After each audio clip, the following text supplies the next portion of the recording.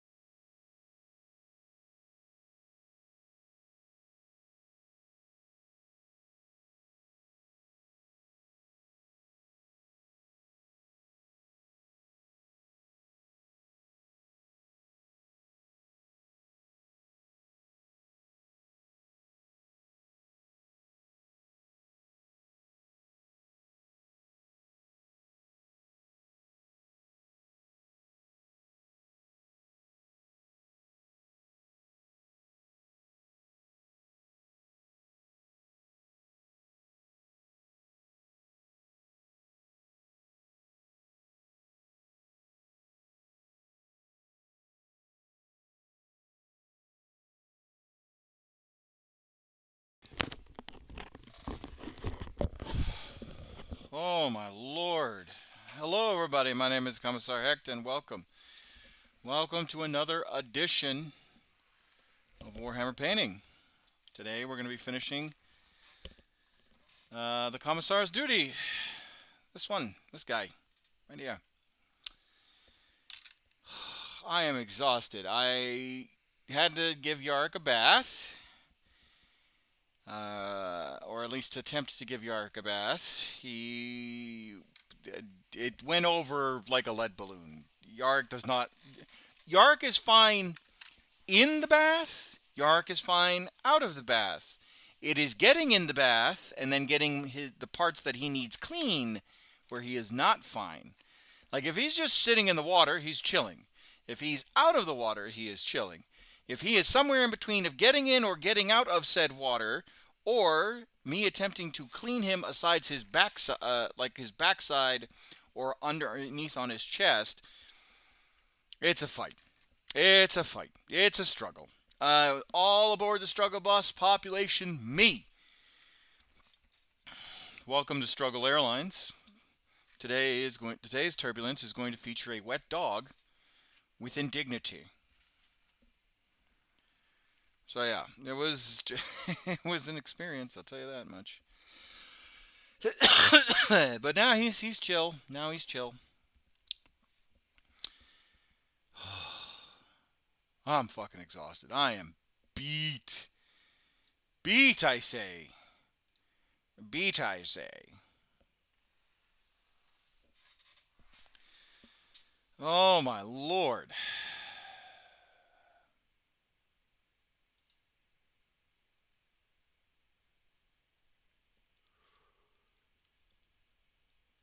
Oh, like good God, it was exhausting. I'm not gonna lie.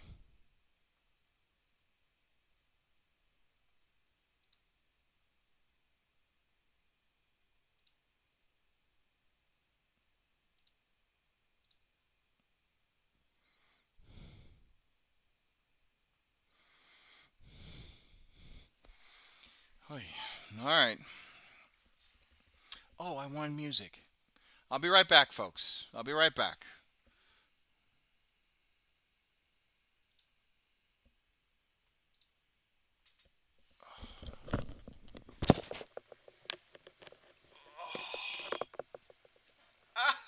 Ow. Oh.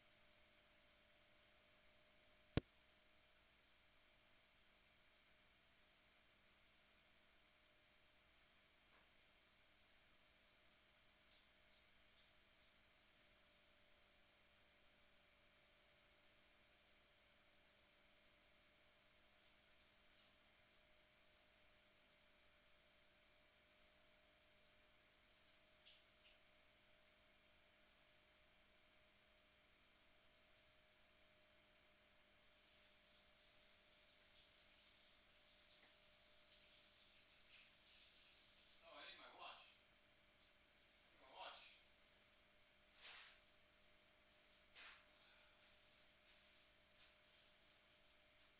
Oh, I actually have my watch on. Track my calories.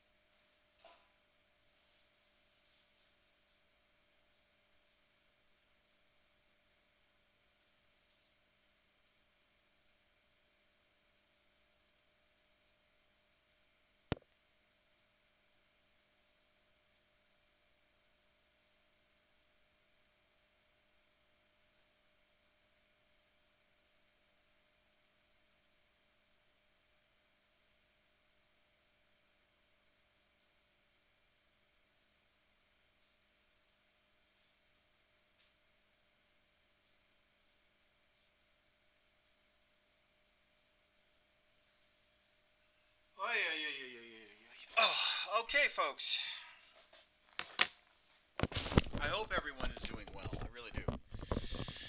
I hope everyone's doing well. I hope everyone's having a good day. You know. Ah, ay, ay, ay, ay, ay, ay, ay, ay. I forgot Facebook volume was on. Hopefully, I didn't just get a copyright strike. That would really suck.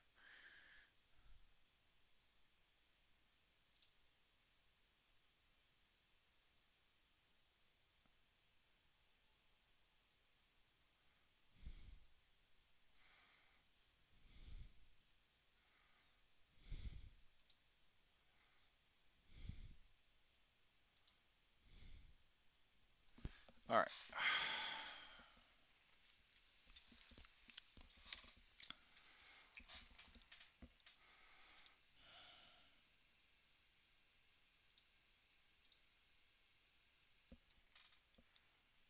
Oh, I was gonna get water. Uh, I swear I'm a professional, guys. I promise I am. I'm so exhausted because I did a ruck march today, and it was my first ruck march in a hot minute. I came in at I think a respectable time. Like was it the one that I did was it a time similar to the one that I passed in CLC? Absolutely not. It was actually almost 14 minutes slower at 1:38, 1 hour and 38 minutes. But I mean, considering I've been out of it for a little bit, it's just like getting on a bike. You just got to get back on it again. And I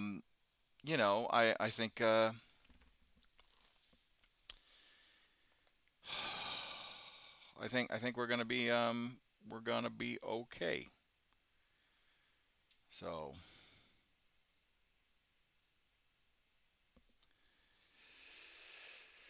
oh yeah. I am exhausted, folks. I am beat. I'm not gonna lie. I'm a little cooked. All right.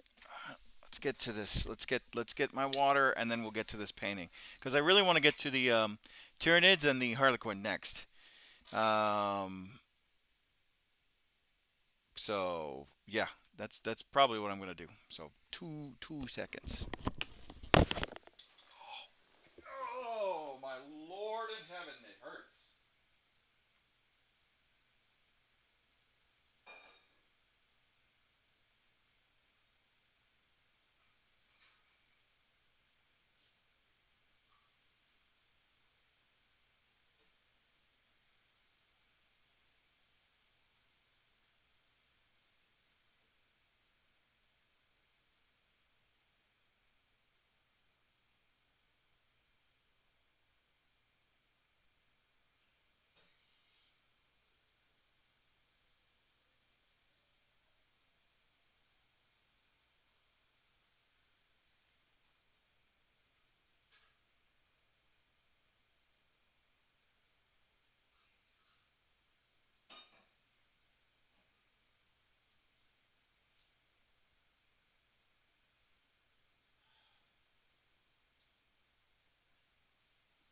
There's that. I'm gonna get some milk tea. I deserve it. So tweet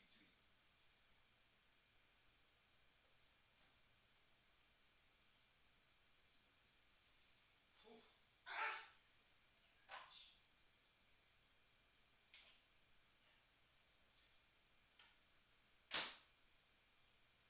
Oh my Lord. Father, why does it burn so? It's because you haven't done a ruck march in a while there, jackass. Oh, your body is getting older. This is what happens when you don't have a consistent workout routine. To be fair, I was also like super stressed and whatnot, so I really wasn't focusing on consistency at the time. I have to give myself at least some grace. I'm not making excuses. I'm just saying what the kind of what was going on at the time. All right. Okay, let's get this going.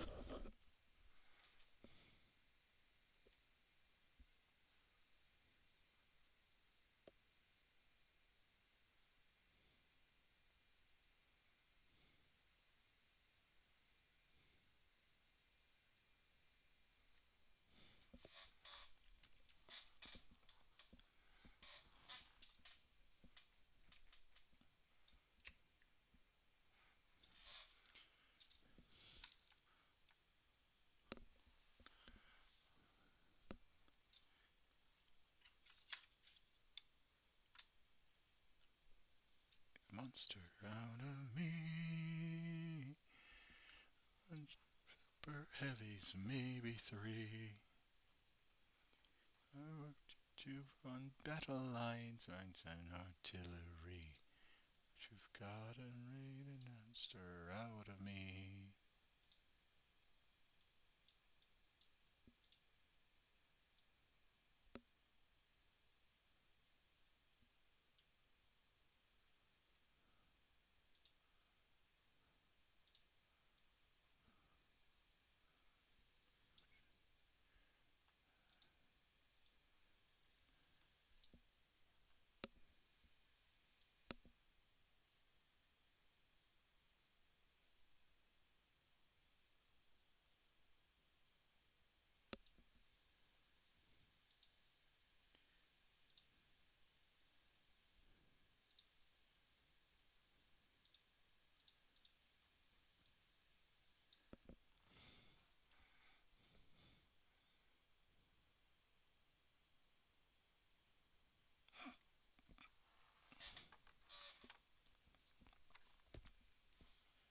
Hey, Calderas, how are you? How are we doing, buddy?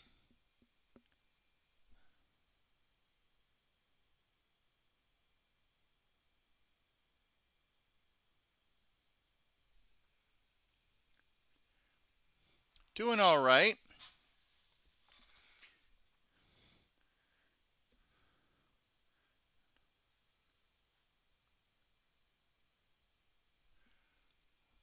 What you been up to, my dude? My most excellent of brothers.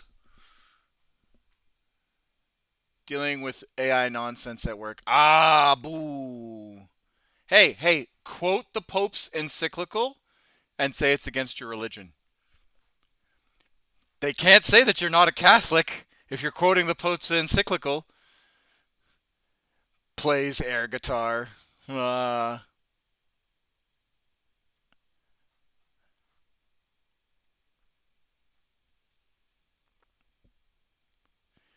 like, good afternoon, Commissar. Lurking from work. We'll be chatty this afternoon when I get a bit later. Yeah, that's perfectly fine.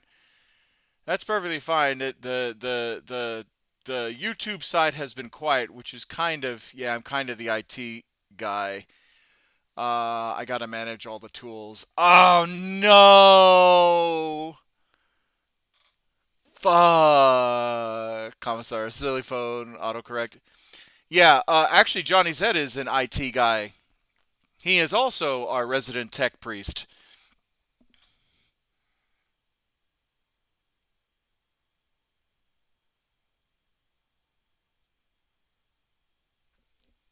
Lines and artillery.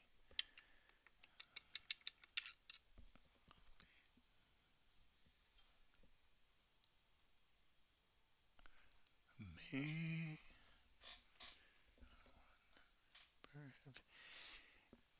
Integration stuff. Claude has been rather helpful. It's actually really good for what our company does. One of the guys who doesn't care much about security. And we just have one guy who doesn't care much about security and just does things. Ah, yeah, I'm not. Here's my take on AI. I'm not a fan. Not a fan at all. Like, I'm just not. Like, like, like when, when the,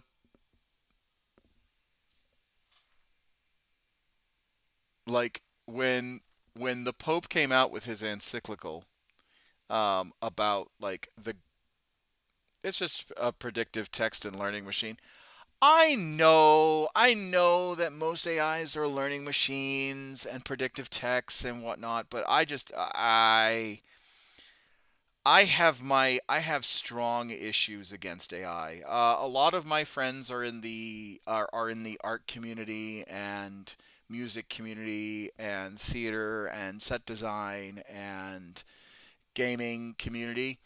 Um, like game developing community outside of the military, and they're a lot of them are have issue with AI and AI AI data centers and all that stuff. So um, I joke, but at the same time, it's like, hey, when someone in true authority like the Pope comes out, even though I'm not a believer, right? I'm a humanist. I'm a humanist, so I don't believe in a being, a great being of power like a god. Um, uh, they When he came out with that, I was just like, ah, this guy's fucking based.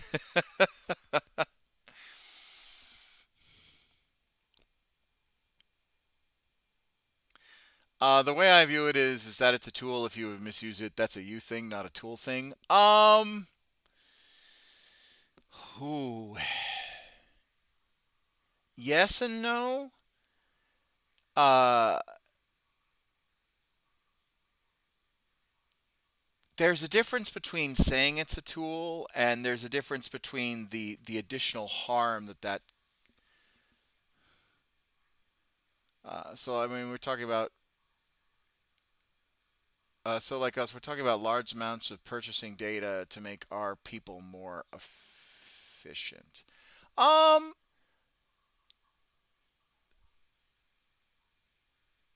the folks doing the video and stuff, I hate that. I'm not down for the deep fake. Oh well, I'm glad that we have some common ground. Yeah, I the problem with viewing AI as a tool, and this is just my opinion, right? This doesn't reflect anything about anyone else or any of the other agencies that I'm with, right?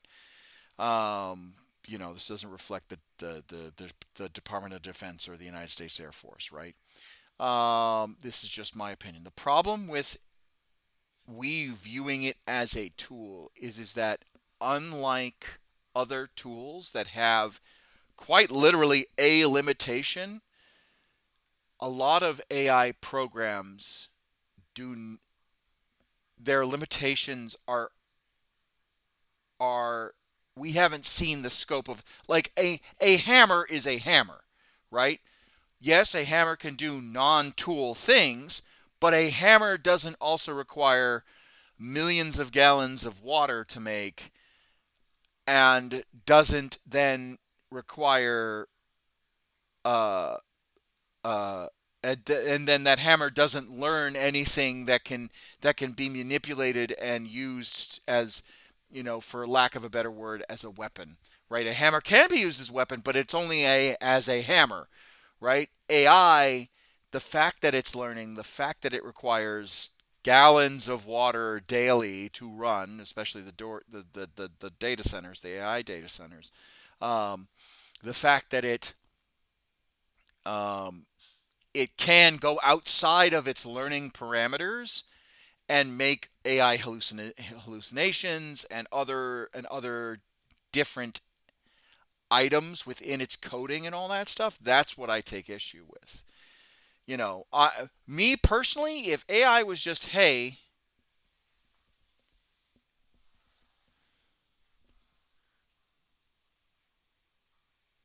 I agree, but it's not going anywhere, and it can only get better from here. We are skipping an aspect of making things more efficient at this point in our full steam ahead phase.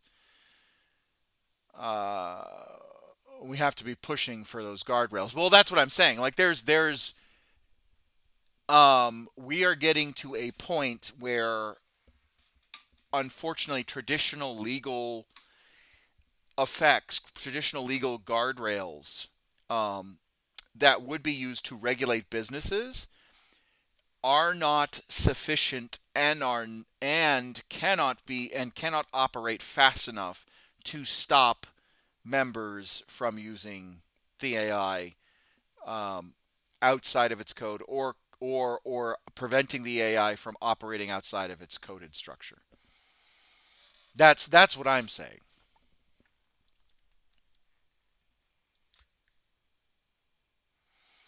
The idea that, well, AI is here and it's here to stay. Yeah, sure, but I kind of refuse that mentality. Like, we don't. I should not have to settle for AI.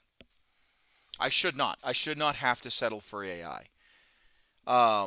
It should be an option, but it should not be like mandated and required. I mean, hell, most of the software nowadays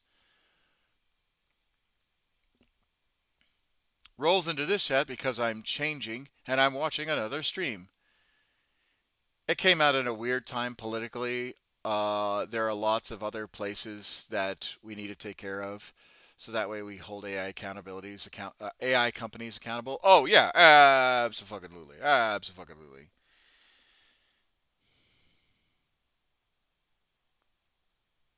I love accountability. And hi, Eliza, how are you? Guten Abend, meine Fräulein. Wie geht's? Thankfully, data centers are starting to get pushback now. Yeah, now it's too late for some states, unfortunately.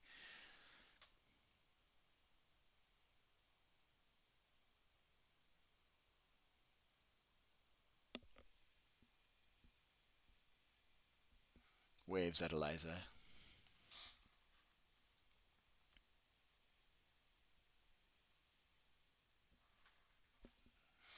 Doing good. Oh, good.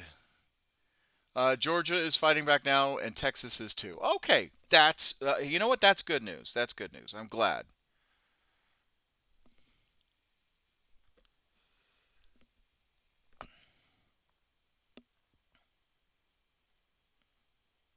like I said, I have no problem with technology helping us. It's the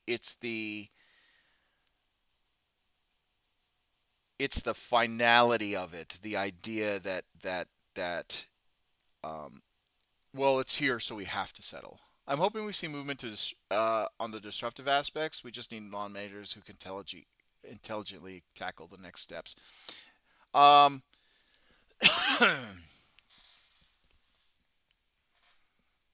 Hello, Billiam.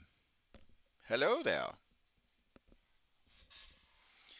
Oh, by the way, like the GPDR, the folks who was made for folks who don't understand tech. I'm not familiar with that.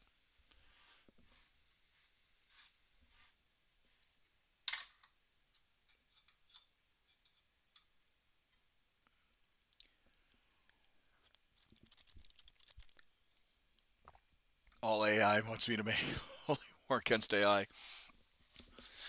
Yeah, there's a story about that. It's called the Bloodlarian Jihad.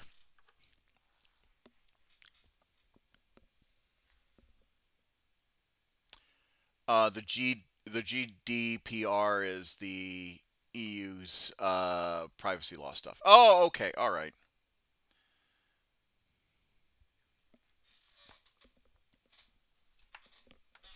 Are you in the States or are you in the EU? I can't remember.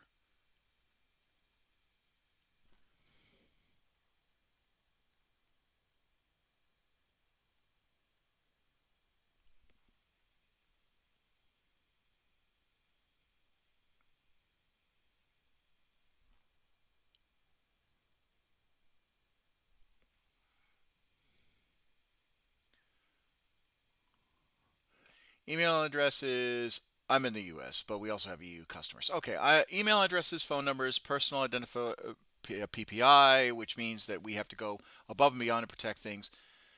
We have so many alerts every day, it makes my DPL system useless. Every email is a violation.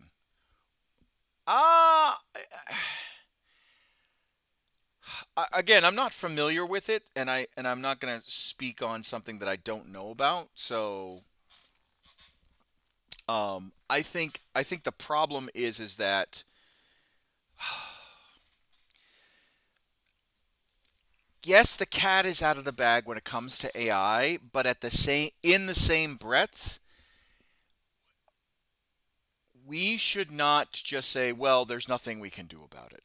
Right? And we shouldn't say, "Well, there's nothing we can do about it because it's moving so fast." I think that's where I sit. Oh, ad, sorry. Oh, okay. I will wait. And Miss Eliza, what have you been up to?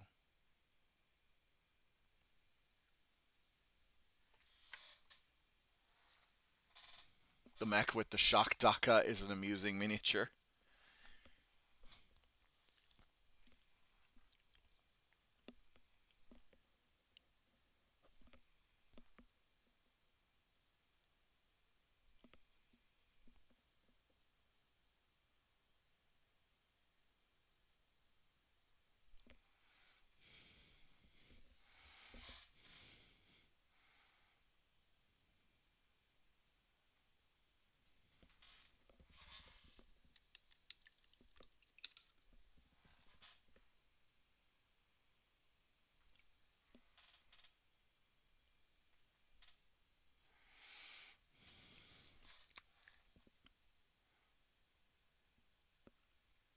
A lot has happened lately in a very short time. Good things. Ooh, please tell me good news. Tell me good news. I wish to hear good news. I was quite busy getting my life back on track. Well, I'm glad. I'm glad you got your life back on track. I'm in the middle of doing that right now. I actually, yesterday, I did a little bit of therapy. I went to therapy. Started back up therapy. Did it suck? Absolutely. Did it hurt? Yeah, felt like I went a couple rounds emotionally with myself, but I got back into therapy.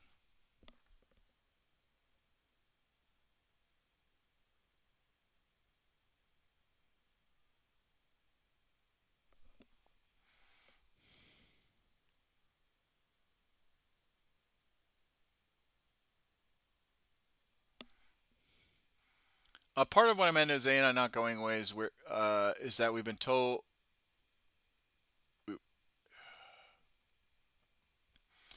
Part of what I mean by AI is not going away is that we were told we were using it before.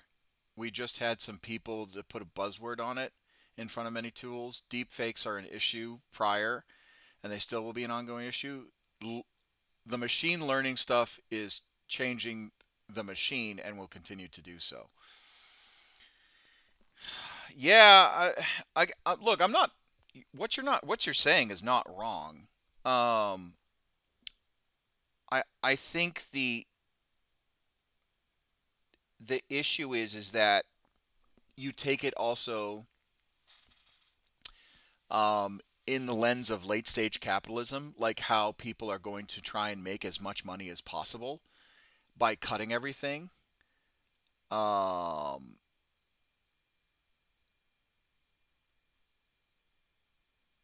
and then by cutting workers and artists and all that stuff, like the one thing that many people cut is payroll. And no one really thought about, you know, because it oh God, how was I going to say? um, how was I going to say this? Because I had a great point.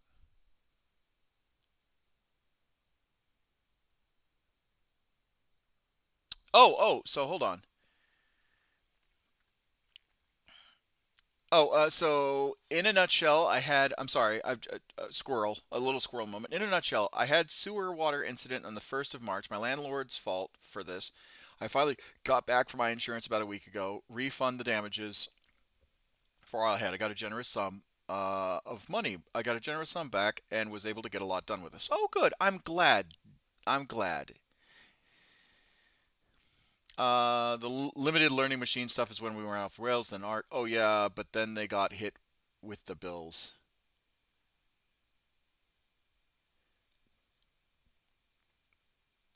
Did you see that wanted to use books to scan and give it to AI and then destroyed for the books for some reason? Yeah, there's a I forget who the guy's name is, but he wants to build a digital version of Alexandria, of the Library of Alexandria, because yeah, OpenAI. Yeah, I we all remember what happened to the Library of Alexandria, right? And I, for one, do not appreciate them destroying books. Oh yeah, Sam Altman is an issue. He really is. Really is. A lot of these tech bros are. Like they need to make sure that people have ethics. You need to, Nope. I'm sorry, good sir.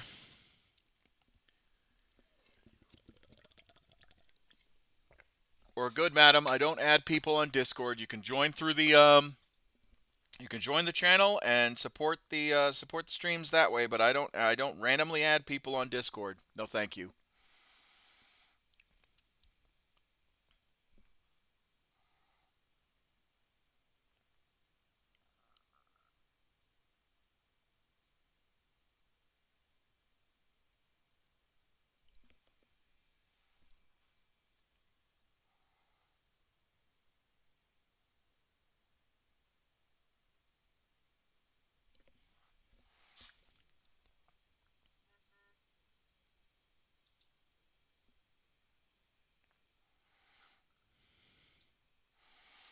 So, Miss Eliza, uh, what else have you done?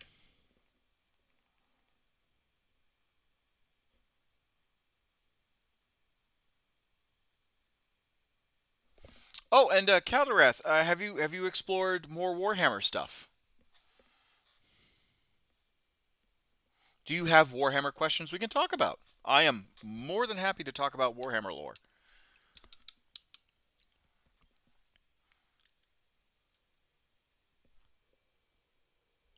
Sam Altman just seems to want to destroy everything. I mean, yeah.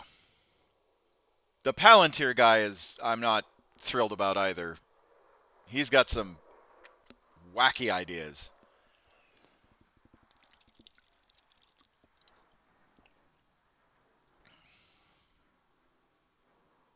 Nah, I love hearing it though. Okay, all right. Then we shall regale you. What else? Is not money not enough for you? Palantir is straight up evil. Yeah. Or I should say Palantir, seeing as they stole it from Lord of the Rings.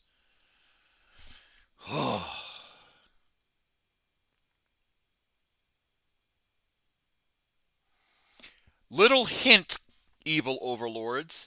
If you're going to be evil, Peter Thiel is basically Sauron, just less cool. Yeah, if you're going to ape a bad guy, ape, come on.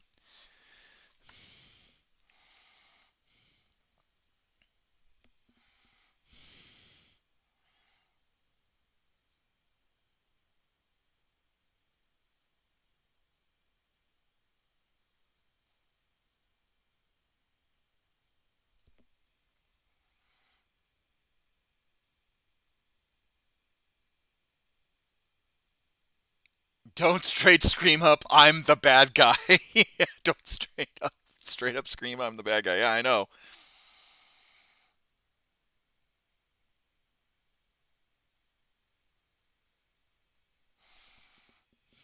Bro's a straight up Lex Luthor. No, he fashions himself a Lex Luthor. See, that's the problem, is that they want to be like the evil mustachioed twirling mad scientist eccentric billionaire on a volcanic island, and they don't even do that right.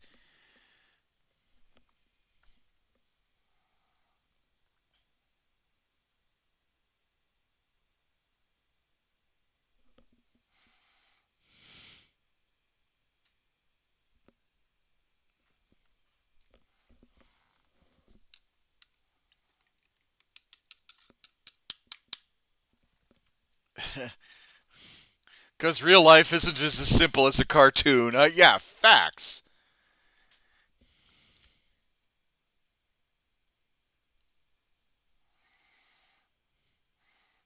By the way, Eliza, no, money is great. I was just curious if you did anything else.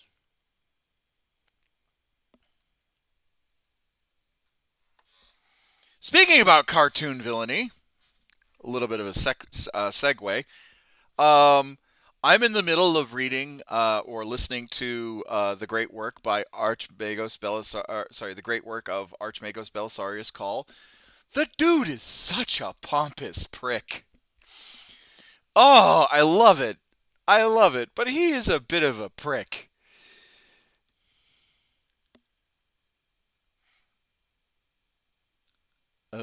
I dream of a day where we will be living in a solar punk world, but I probably won't see it. No, it'll be solar punk, all right. It'll be solar punk right until the sun strips the atmosphere off of us.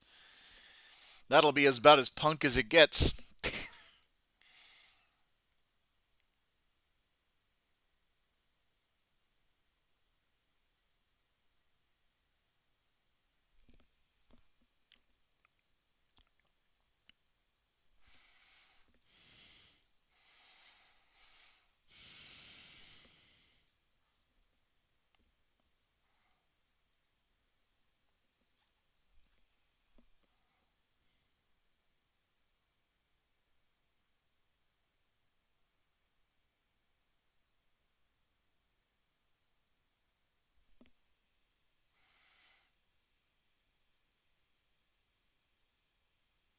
I mean, I mean, it takes more sense to do it, but the way you got to get a few to let go is let go of a lot, and then you have to convince a lot of risk on everything. Yeah, no. All right, so what do we want to talk about Warhammer lore, guys? And now that we've discussed AI and semi current events, oh, I guess. Reminder: take steps, brother. I literally just got done with a ruck march.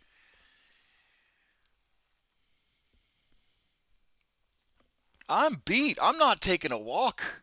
Orcs, orcs, orcs, orcs, orcs. All right, so orcs. All right. Where do we want to talk about the orcs? I'm not as familiar with orc lore as I should be. Orcs are Mechanicus. Ah, okay.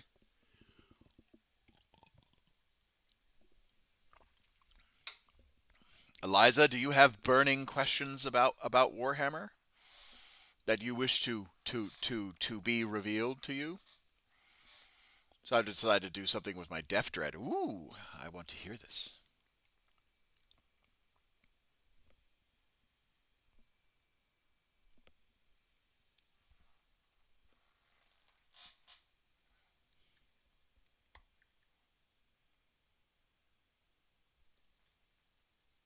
I haven't glued the all the decoration right. Okay,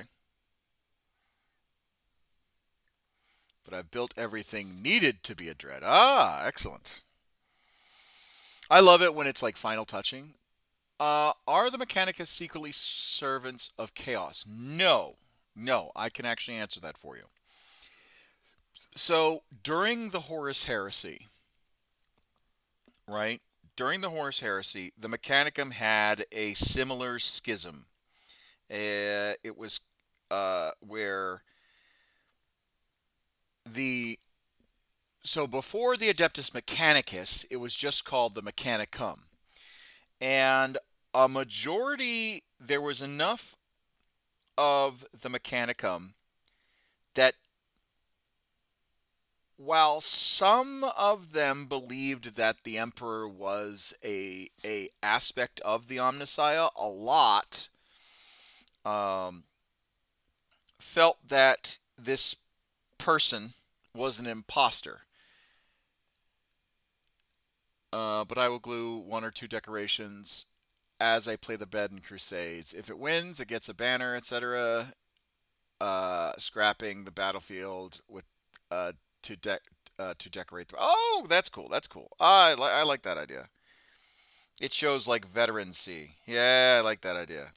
But yeah, to answer your question, so the Mechanicum before it became the Adeptus Mechanicus had a similar falling out during the Horus Heresy.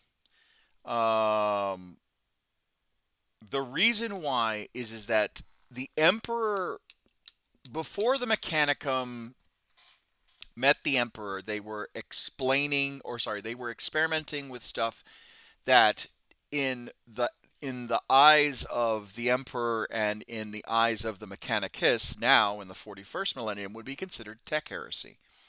Um, they experimented with abominable intelligences. They experimented with demons. They experimented with, although they didn't know it was demons at the time, they experimented with the human form and mutants and Xenos races to make in the essence of discovery, right? They were doing these things to further knowledge and discover things. Um, the Emperor, when he revealed himself to the Mechanicus, basically set down a list of things that the Mechanicus could no longer do, and one of those things was the um, one of those things was the hey, you can't just rampantly experiment on X, Y, and Z. You cannot work with abominable intelligences. They're abominable intelligences for a reason. You can't work with these particular projects because of where they came from and the taint that they basically the taint that you run the risk of, right? All of that, all of that is, um, oh, Bubba's. Oh, I know that was a bit scary. Sorry, the sonic boom. Yark kind of jumped up.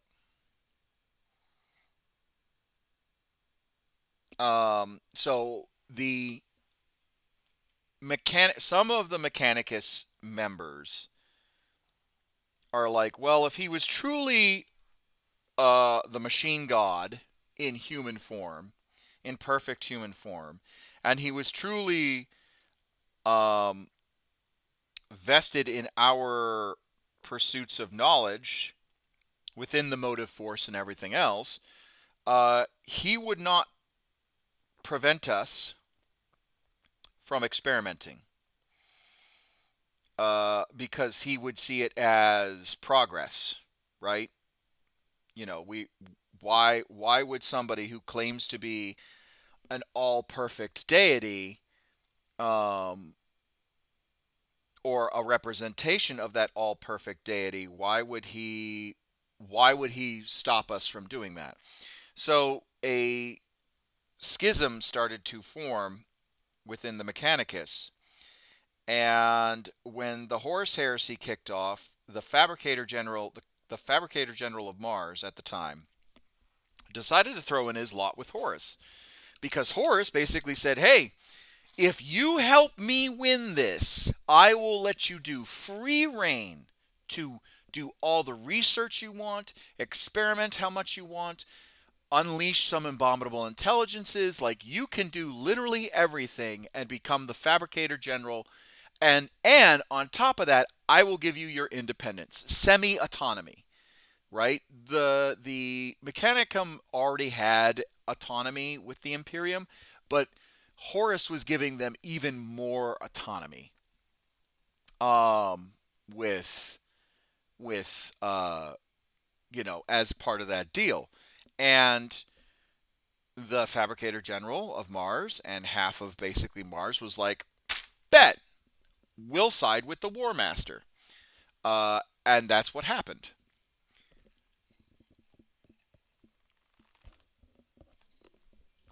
So that formed the Dark Mechanicum, right?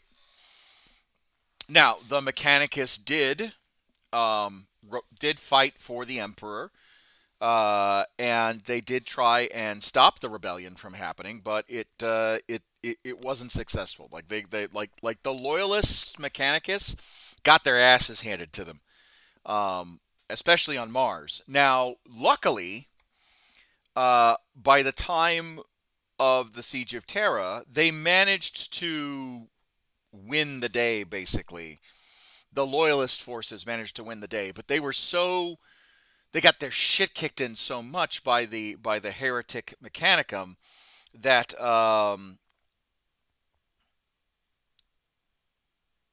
that basically they were a non-factor.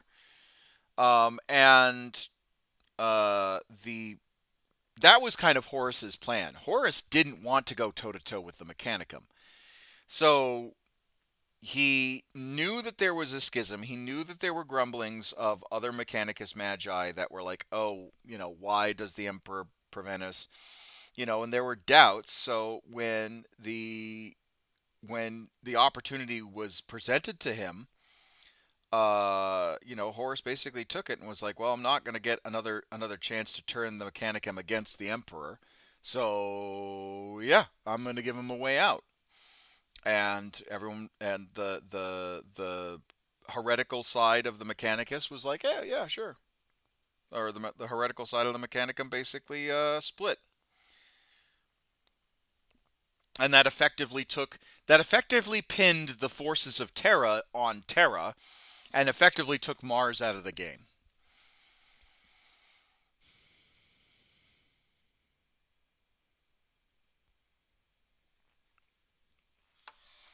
So, to answer your question, there are Dark Mechanicum servants that worship the Chaos Gods. They just uh, but it's more of a more of an allyship of convenience than anything else. I am babysitting my cat on the balcony so she does not do anything stupid. Ah. Any questions on that?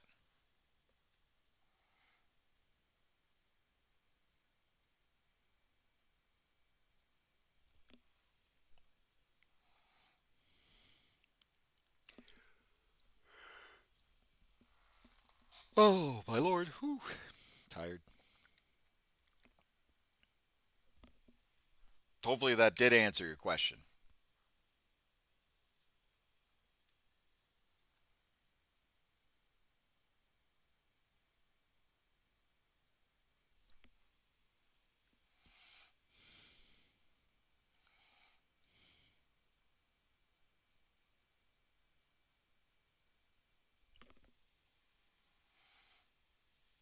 I just heard something that suggests the machine god was a chaos being. No, the machine god is not a chaos being. There are two. The wiki seems to suggest that the void dragon is something though. No, so there are two theories of what the machine god is. The machine god is either a sliver of a Citan star god, which is what the void dragon is. Who's the greenest, Gork or Mork? That is a trick question. Both are proper orky. You cannot have cunningly brutal and brutally cunning, or you cannot be an orc without being brutally cunning and cunningly brutal. Uh, but anyway, so the suggests the void dragon or something though. So basically, the void dragon theory of the Omnissiah, right, the machine god. There is in, I want to say, in the planets of Mars, right, the black vaults of Mars. Um, the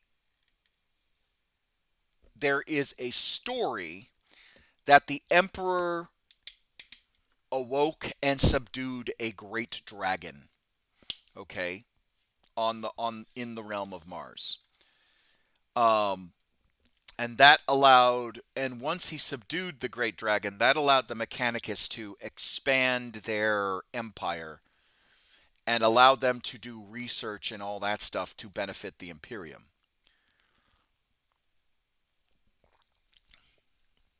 Now, there are kind of two theories. One, the dragon is a shard of a Citan god called the Void Dragon,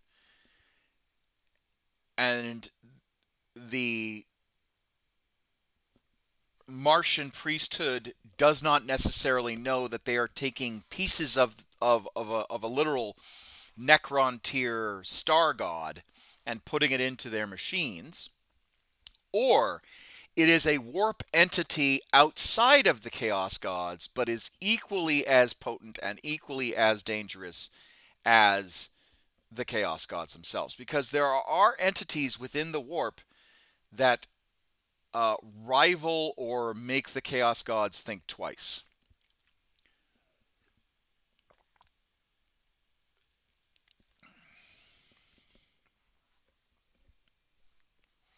Gork and Mork is actually a perfect example if we're going to tie it in with the orcs. Gork and Mork are Chaos Gods, TM, but they are outside of chaos.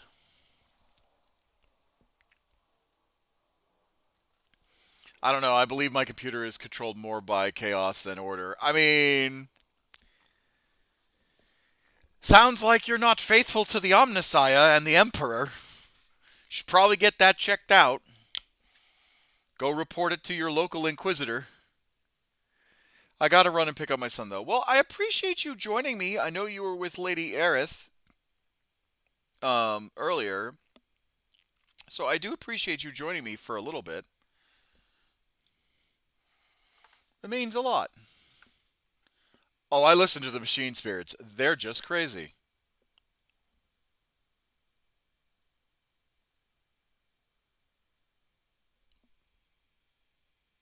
I'll be back. Okay, great.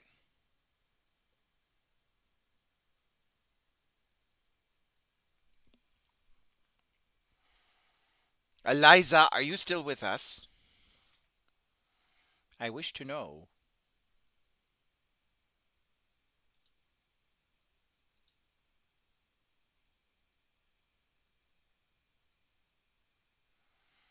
Gorgamoka is a proper fight.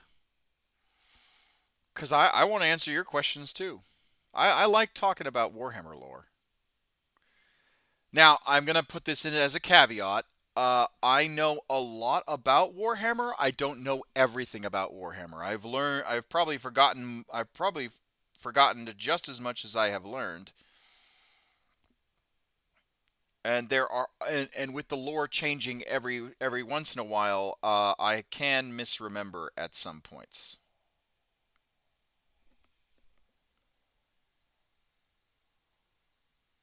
It is not that I am trying to mislead you, because you know mostly about the Imperium, I assume. Yeah, I do. I do. I know most about the Imperium. I know tangentially things about the orcs, tangentially things about the Tyranids, tangentially things about the Eldar, the Necrons, um, Chaos in general, because they're like the big bad of the setting. Well, everybody's the big bad of the setting, but Chaos is the primary antagonist for most of the setting. Um,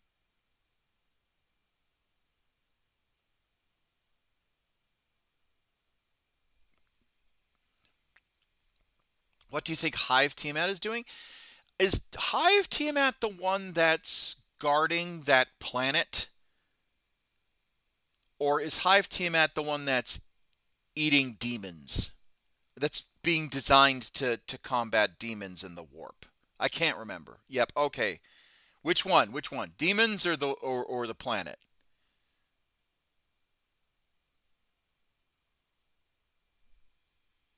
Tiamat's the planet one. Okay, so here is my theory. I and again, I have not read up on any of the lore of the Tyranids. I know that Hive Tiamat is specifically guarding, I think it's like a handful of planetary systems, but one planetary system has not been eaten. It has not been touched. Um, and it's been guarding that particular planet very ferociously. Uh, Imperial attempts to take back the planet have failed, and again, it's what's confusing is that normally when Tyranids land on a planet, they destroy it, they eat it.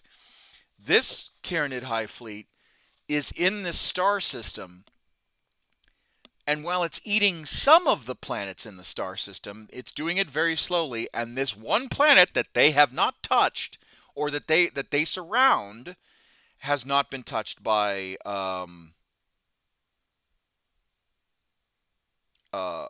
by anything. Which leads me, yes, even some Gene Steer cults joined Tiamat, if I remember correctly. Yeah, which leads me to believe, right? Leads me to believe that there is something on that planet that is more important than their Devour protocol that they follow. Now, no one has been able to land on the planet, so they don't know if there are spawning pools, kind of like Zerg, right? Like Zerg spawning pools, that are developing Tyranids for the Hive Fleet. But normally, Tyranid spawning pools are part of the digestion process, where they make the spawning pools, the Rippers then go out, eat everything, and then the spawning pool turns into basically a giant vat of acid, and the Rippers then go back into the giant vat of acid and dissolve, and then the um, Tyranid hive ships link um, to that spawning pool and then suck up all the nutrient acid slurry, uh, and then that's how they strip the planet clean.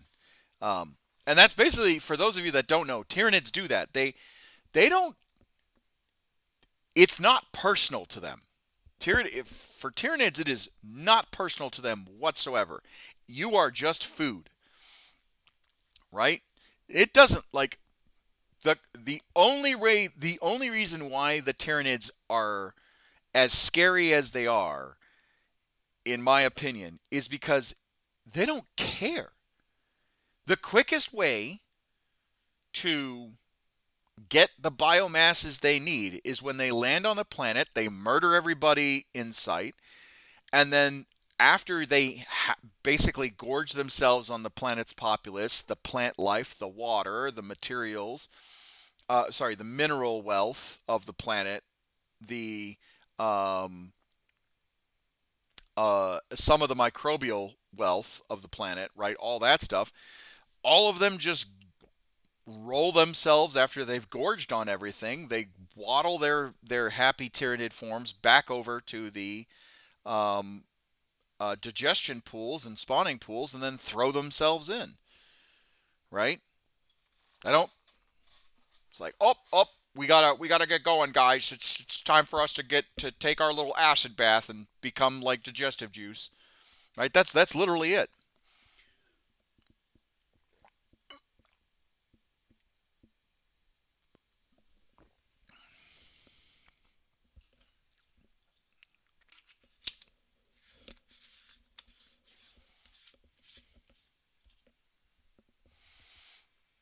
So the thing about High Fleet Tiamat, which is kind of scary, right, in the lore, is they're not eating this planet, and no one can get close enough to figure out what's going on. So people are speculating.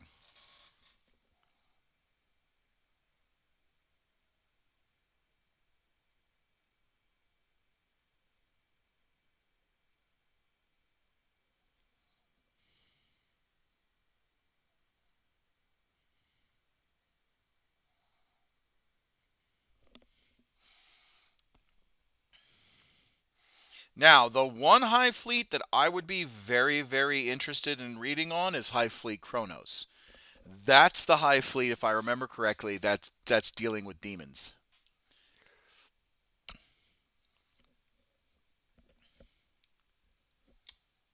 Do we know why the Imperium sacrificed a bunch of Space Marine chapters to defend the Halo Stars? I think it was because of the Caco demon, or not the Caco demon. Like it's the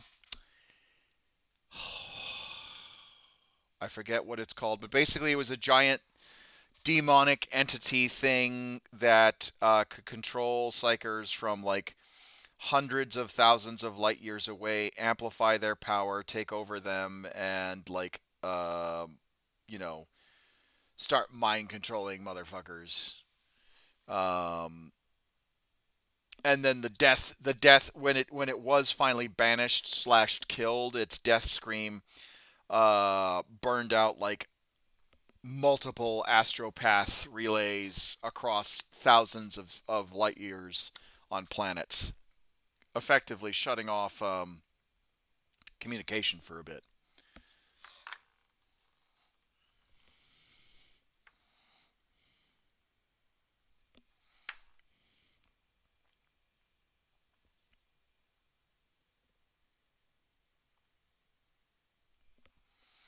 Yeah, Kronos is made of demons. Yeah, I'm curious how they eat demons.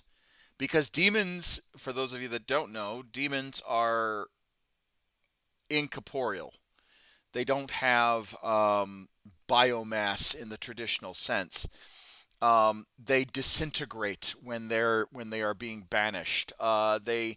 Their bodies don't persist in like once you summon a demon starts disintegrating because their connection to the warp, it's incumbent on them to be connected to the warp as best as possible.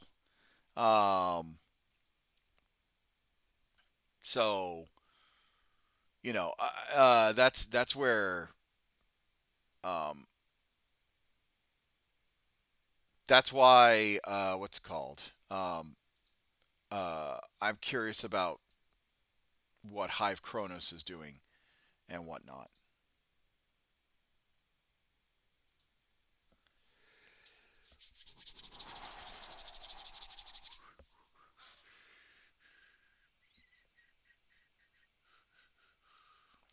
All right, I'm going to turn on this light above me so I can get a better look at the models that I'm working on. I'll be right back.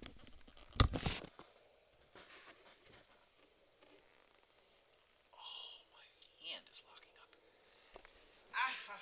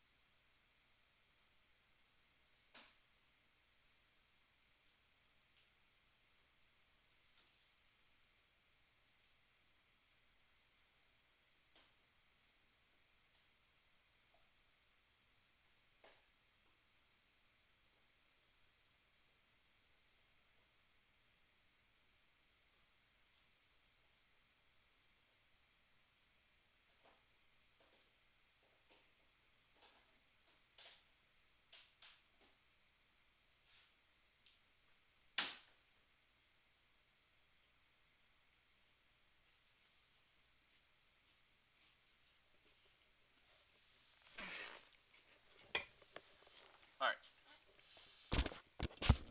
Unable to replenish itself through the consumption of demons or chaos-corrupted biomatter, Hive Cronus relies on symbiotic relationships with its parent hive fleet, Leviathan, which recently has changed strategies and chosen not to wholly devour entire biospheres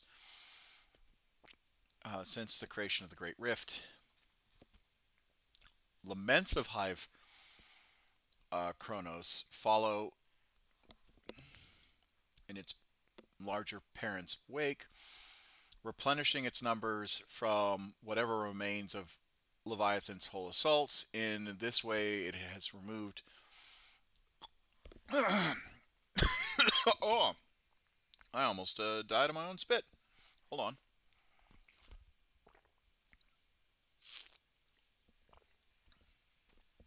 Holy crap, that hurt actually. In this way, it's moved across the fringes of the Great Rift, providing an ever greater taste for psychic prey as a whole.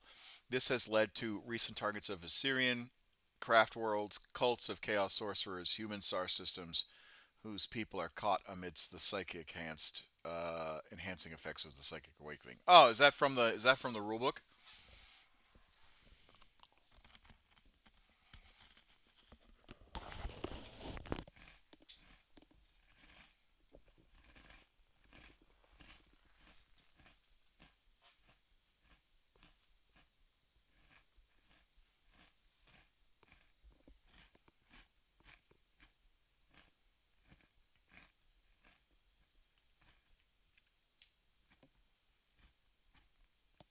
I took it from a web. Yeah, I'm assuming it is. Oh, okay. Yeah,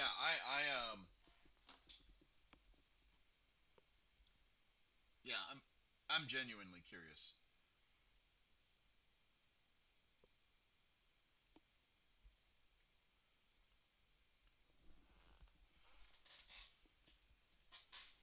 All right, we need a good color for a book, and then the bolt pistol, the silver for the bolt pistol and whatnot.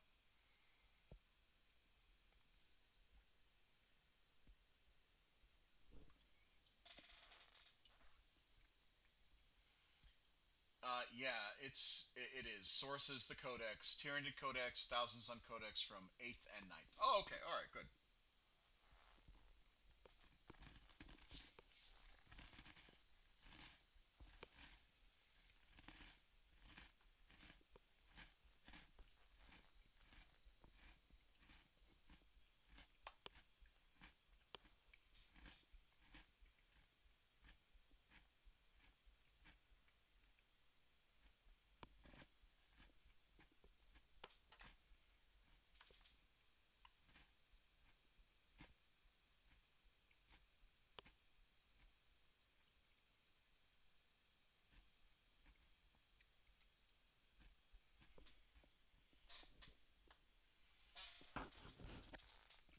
It's because I'm eating and I don't want to, screw your guys' ears up with me eating.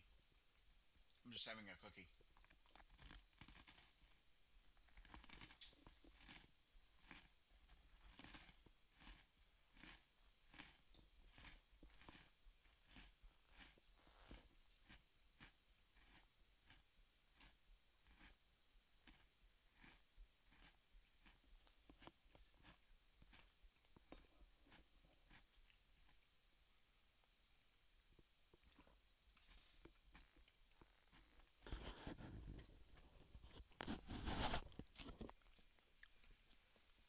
There we go. All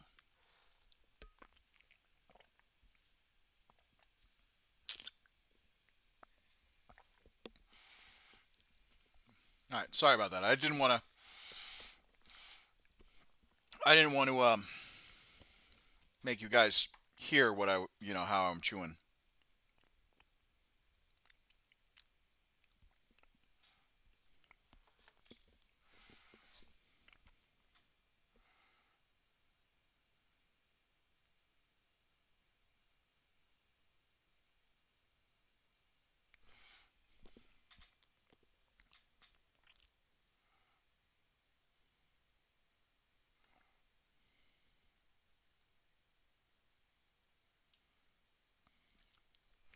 So maybe three.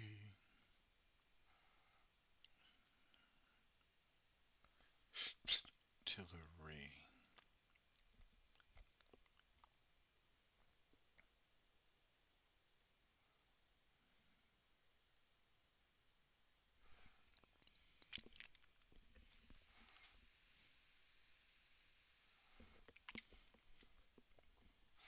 Went into 11th.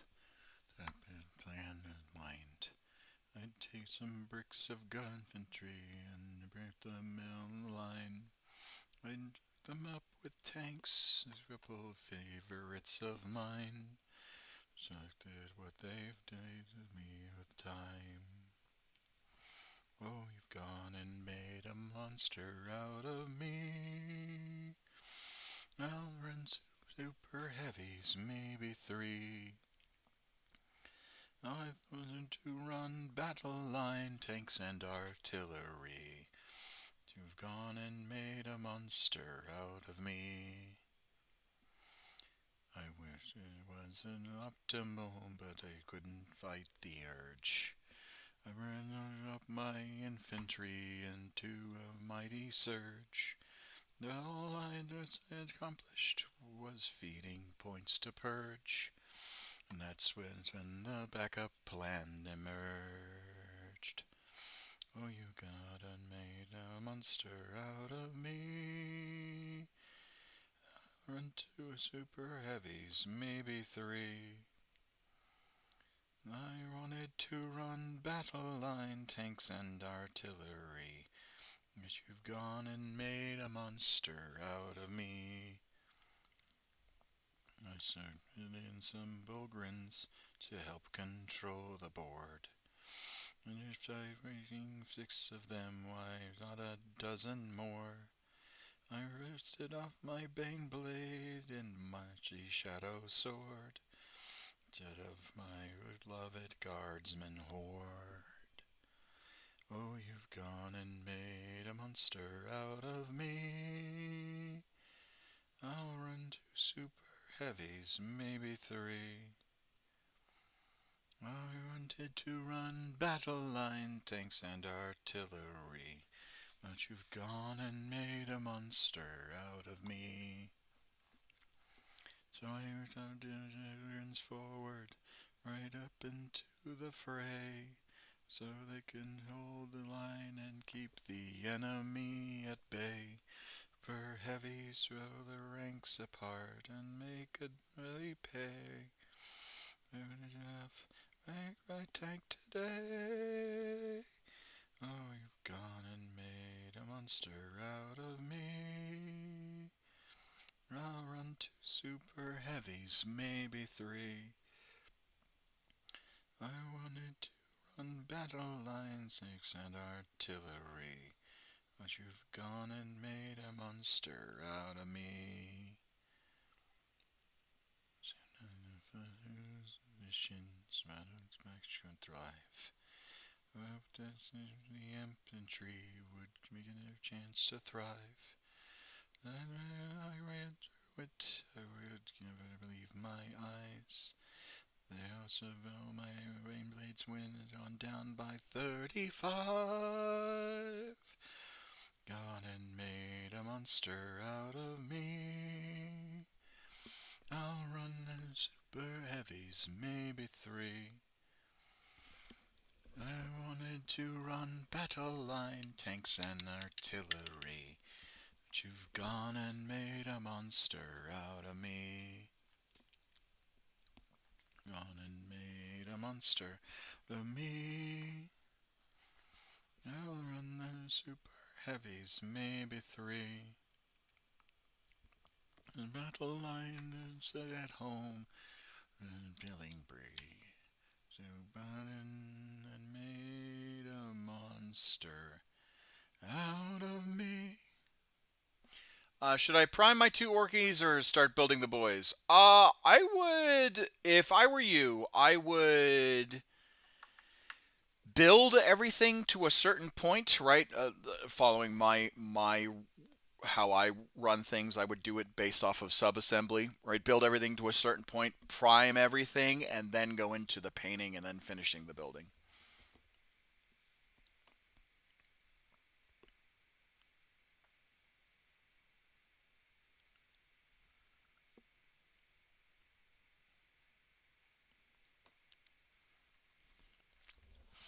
That's how I would do it.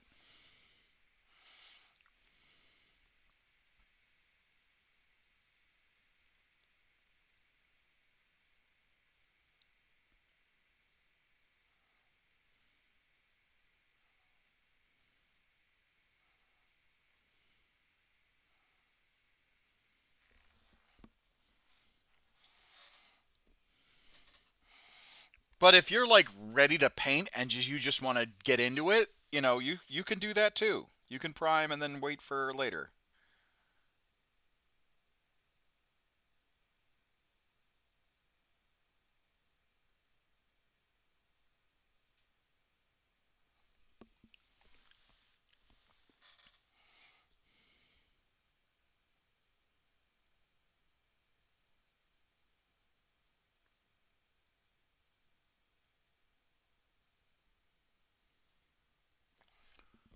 Would, if you kindly would, point us at the Cenos if you would.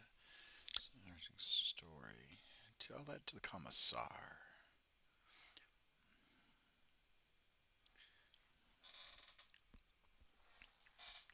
Commissar under says the moment of you playing.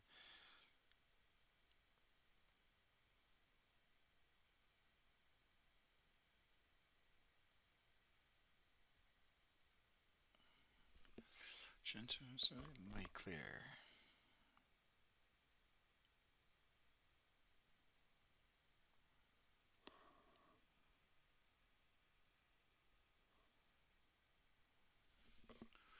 It's disturbed. Logically disturbed.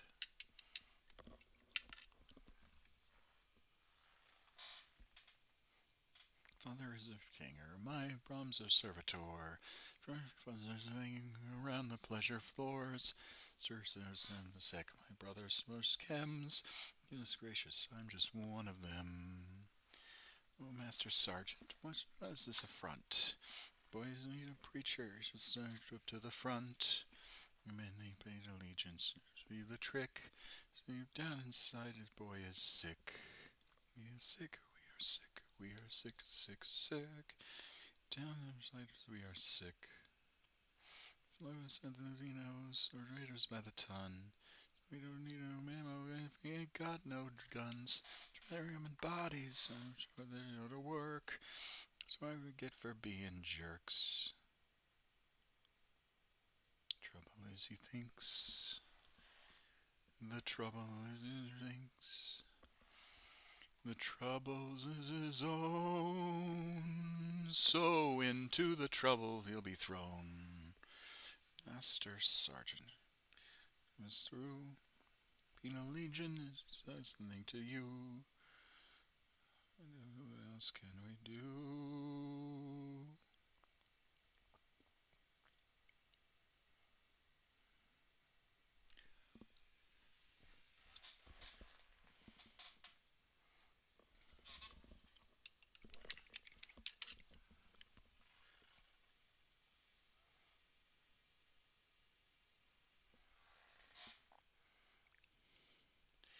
Still debating.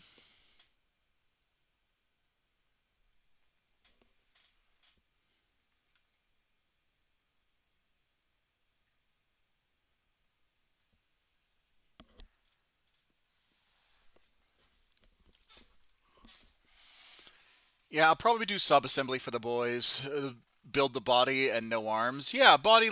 So what I do is body, legs, no arms. No arms, no head. That's how I would do it.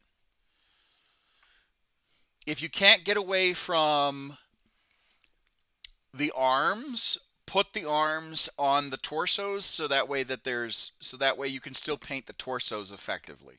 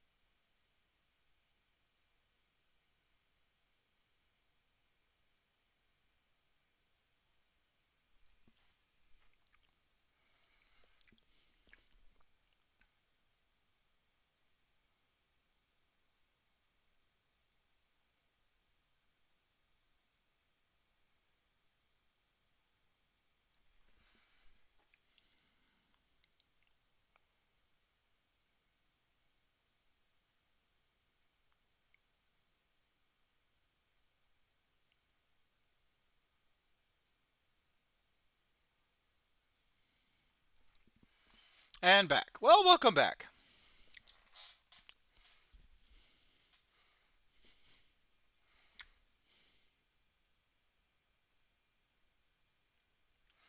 So have you, Kelderath, have you collected any miniatures?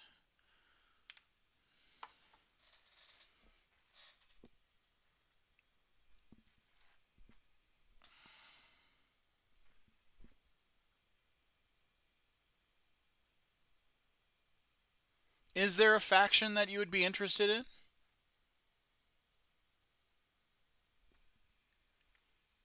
To be honest, I'll just paint these two, check for paint scheme. Maybe I should try a scheme on the boys first. Um, yeah, if you're kind of waffling on what you want to make your boys look like, yeah, I would have a test. I would have a test boy. And if you like what you see, then press forward. If you don't, then modify.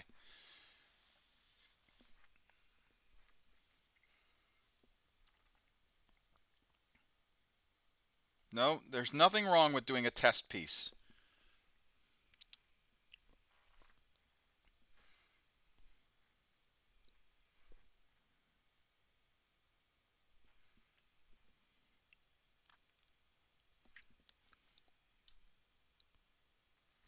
Okay.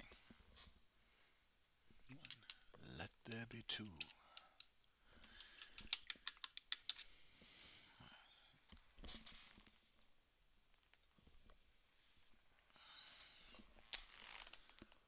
Oh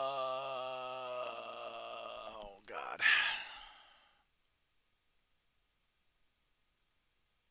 It's the Minotaur manual, so hold on. I've been kind of drawn in a few directions, Mechanicus Orcs, Astartes, but meaning to learn about the Tau. So I don't know the full history of the Tau. Definitely go with Death Skulls. Okay, so I don't know the full history of the Tau, but I know a little bit about the Tau. Give me 2 seconds. I'm gonna get my Imperial Infantryman's Uplifting Primer because I need to figure out that color scheme real quick.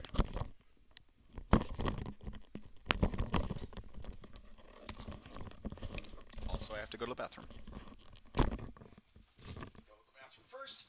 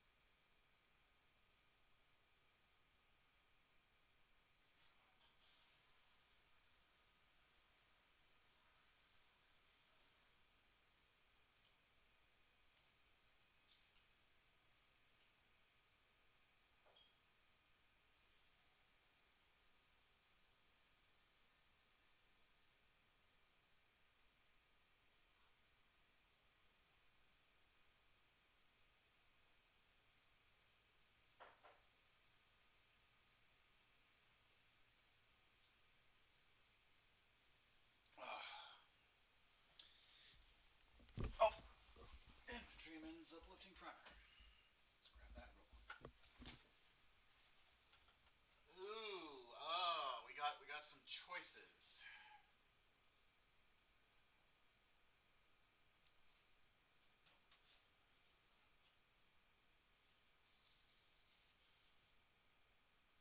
Okay, so we got the Death Corps of Krieg one.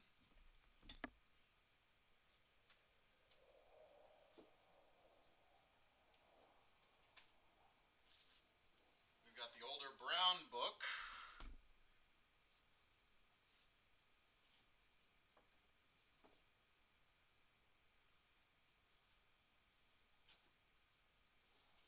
And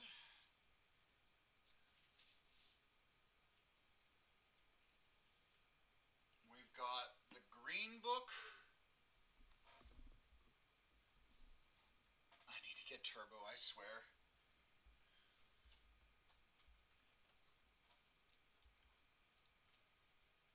Alright, let me go to the bathroom real quick, seeing as there's an ad. Actually, let me do this too.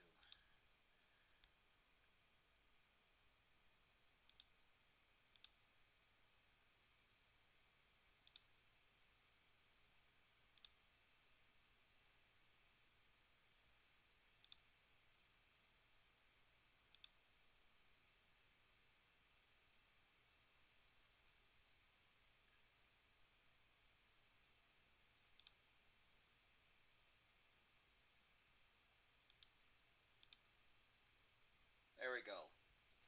No more ads for you for a little bit. I'm going to go to the bathroom real quick, folks. Be right back.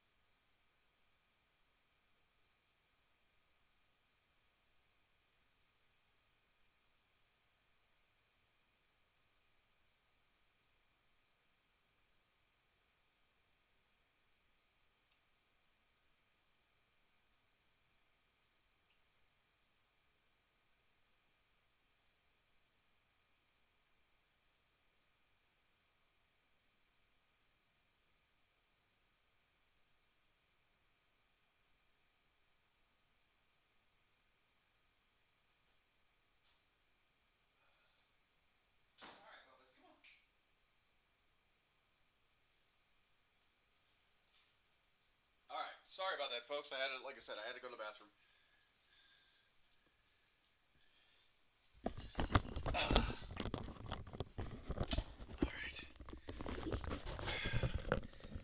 All right. Oh, that hurt a little bit. I've been like focusing on my diet, and I've been eating healthy, but a lot of that also is like really fibrous greens. Whew, hurt a little. All right. Thanks, dude. I appreciate you. Anyway, minis in a broad sense, I'm really tempted to go with Star Wars things. I play a lot of D&D back in the day, so I've orbited to Mech Warrior, BattleTech, on and off. All those micro machines don't count. Had a ton of Trek and Wars of those. Yeah, I dig the micro machines, man. Like you're talking hardcore child memory right there, micro machines. All right, so what I am debating, so you can actually kind of see what I'm doing. So this particular commissar is holding a book, right?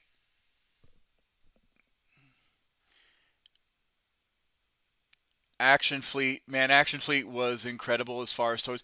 Action Fleet was, oh my god. You want to talk about some nostalgia? Action Fleet. Star Wars Action Fleet. Oh my god. Whew. I fucked with Star Wars Action Fleet. Anyway, so um anyway, as I was saying, uh so he's holding a book. The commissar is holding a book. Now, in the box art, if I can find it.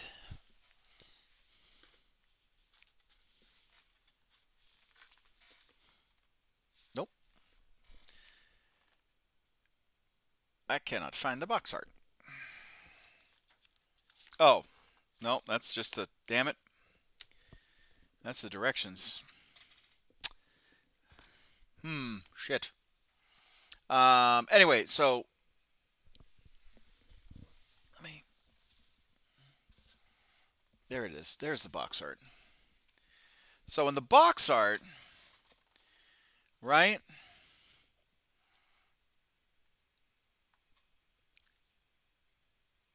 It's kind of brown.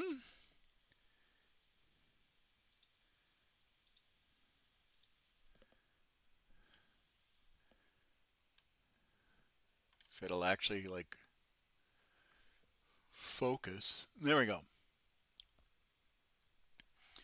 So in the box art, it's kind of brown, right? Which means that it's this.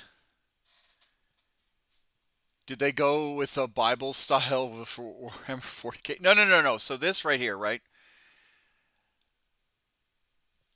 This is the Imperial Infantryman's Uplifting Primer. This is basically your standard Imperial handbook for the Imperial Guard, right? If you're supposed to have a copy of this on you at all times.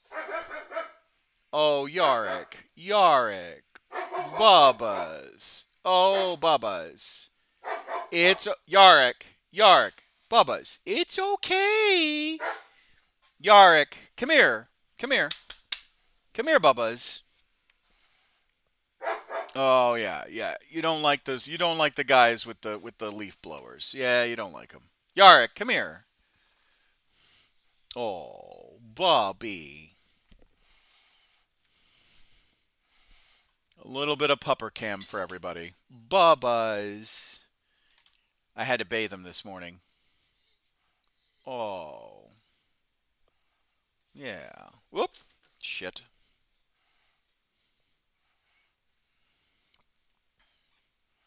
Oh, yeah. Yeah, you're fine. You're okay. You're okay, Bubba's.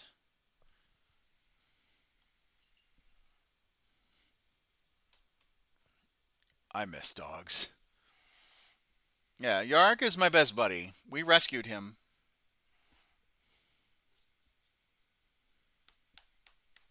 You're okay, pal. I promise you're okay. I had to give him a bath earlier today. He was a little stinky. It didn't work out the way I wanted it to, but because I didn't get all of him, he wouldn't let me do his undercarriage. But, we tried. Yeah, we tried, didn't we? Oh, okay, all right. We'll let you outside. All right. Anyway, I got to go let him outside, and then I'll answer your question there, Caldereth. Ah. All right, come on, Bubba's up. Yep. Come on. Come on, Bubba's. Come on. Bubba's. Come on. You were whining. Come on.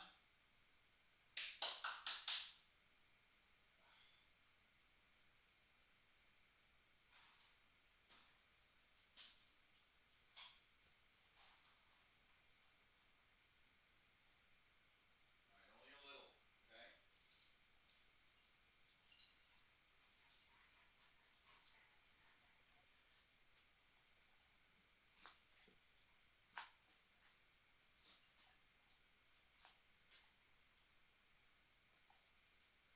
Ah, no, take it nice. There we go. So sweet. No, I don't have any more. I miss dogs. Yeah, I mean, I don't mind dogs. I actually prefer cats over dogs, but I love dogs. I love anything that's on four legs, really, because they're such best boys and girls. But anyway, so to answer your question, are those written in the universe style? I love the Star Wars books. I have the Bounty Hunter, books like that. Yes. So this is written as if you were an Imperial Guardsman. Oh my lord!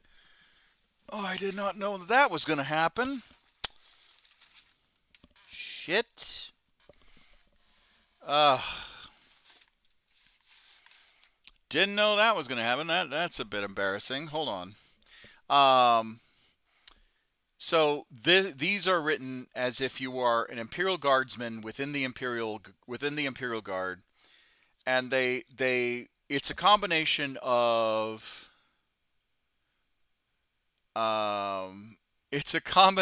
of the Imperial Infantryman's Uplifting Primer and the Minotaur Manual. The first book in this is the Minotaurium Manual, and here it is. You can kind of look at it. Chain of command. It's written literally like a combat manual.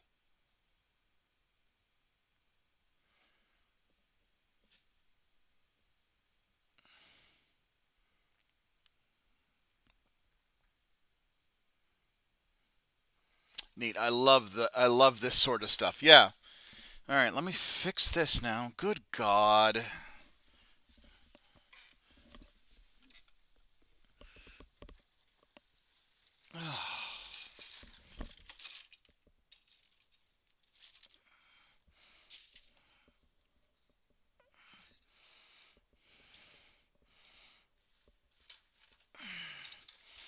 I just want to paint and not have everything fall over.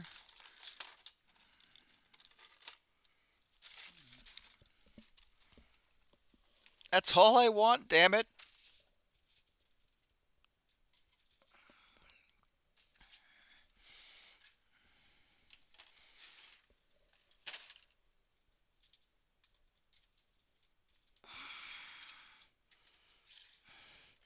Hey, Commissar, did you get any painting done? No, I've knocked everything else over, though. I guess mission success.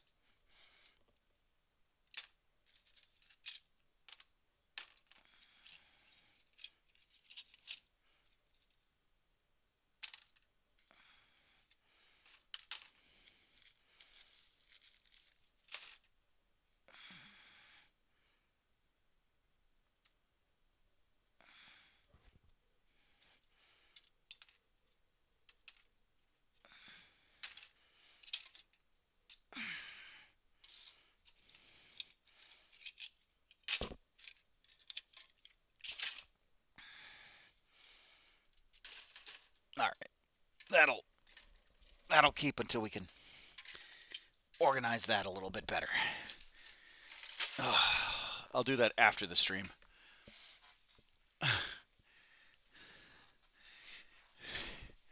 I forgot to get a water pot. Ah, rip. All right, so anyway, here's what I'm trying to debate, right? Commissars actually are supposed to have an Imperial Infantryman's Uplifting Primer. So, because they're supposed to follow it. It has rules and regulations that they are supposed to follow. And seeing as this Commissar has one, I am debating which version of the Infantryman's Uplifting Primer I want to paint.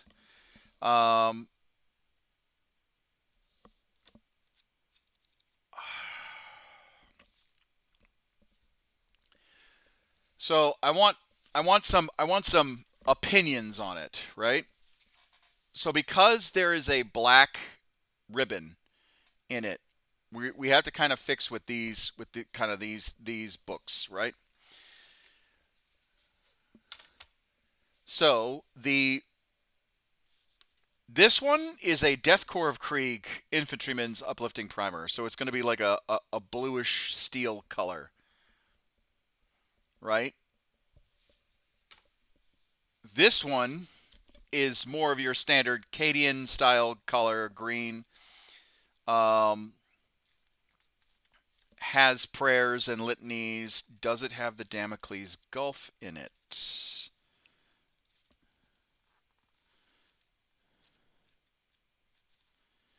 Because this one has the infantry primer first. So this particular one, it's different.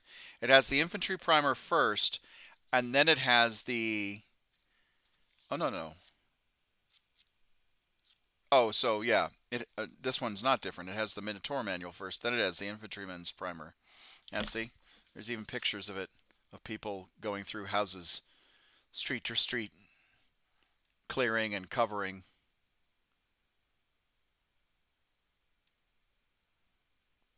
Home again, jiggity jig. So, I'm debating, but it doesn't have the Tau. This one does not have the Tau in it. Doesn't have the Damocles Gulf edition. Does this one? Hold on.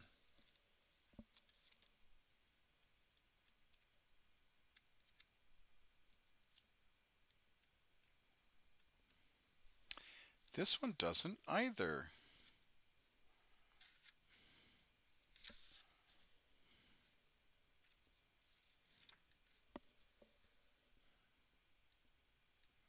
Yeah, this does not have the Tau. This does not have the Damocles Gulf edition. Huh. Does this one? This one better. This one has to.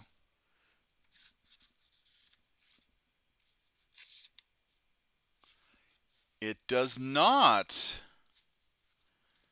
Interesting.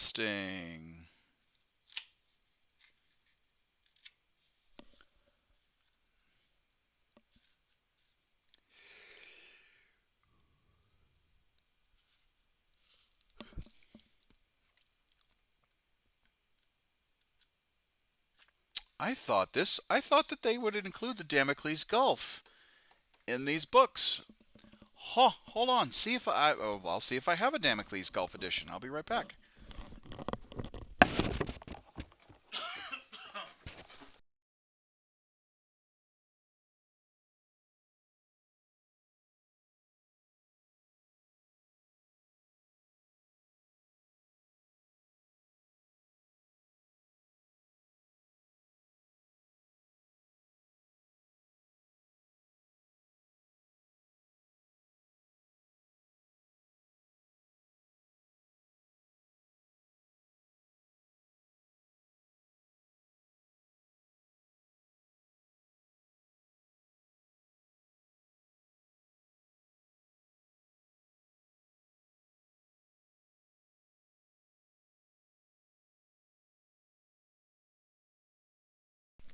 I am. Okay. So, sorry about that, folks.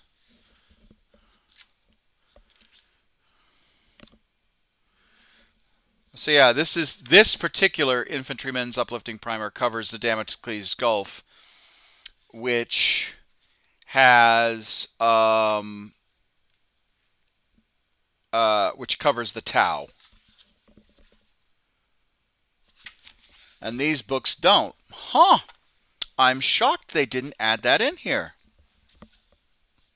Because the original Infantryman's Uplifting Primer was a black book. I do not have the original book. I wish I did, but I did not. So anyway, as I was saying, the Commissar has a book, right? Which all Commissars are supposed to maintain the infantryman's uplifting primer, right? So I am debating how I want to do the book binding, right?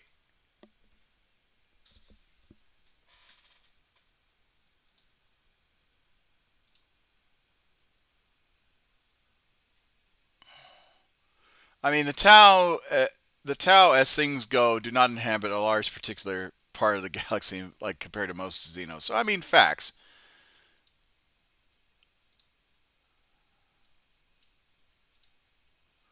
But what I'm curious because,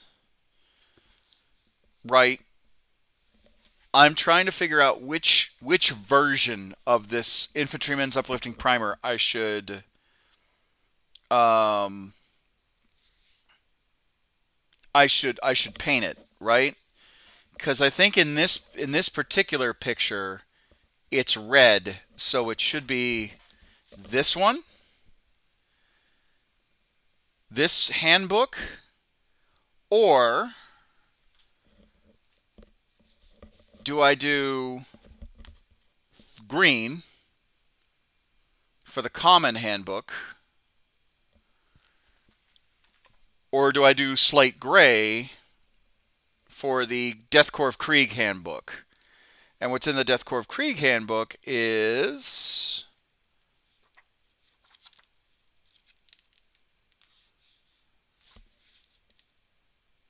yeah, it's even got like a specialized opening.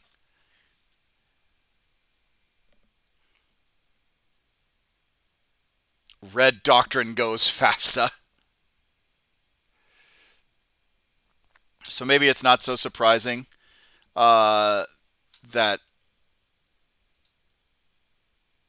I would say go with the red cover.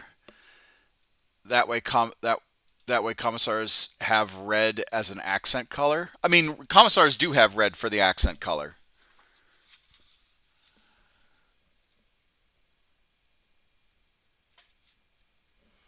I post a question in Miniatures in Progress if you want to help me pick out a blue. Okay, hold on.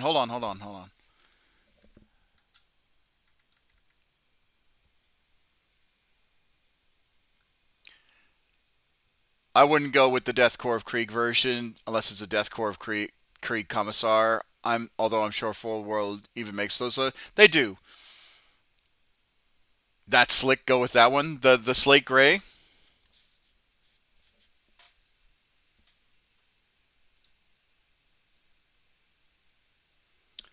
Oof.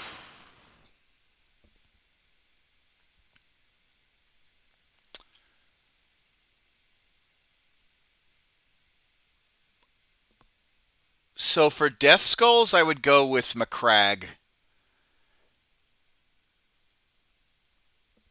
But if you wanted like a greener blue, Stegadon green in mind. Unless you have that regiment in mind for this guy. Well, so he's Terran, right? I'm running Death Corps of Krieg rules-wise, but he's in charge of a Terran unit.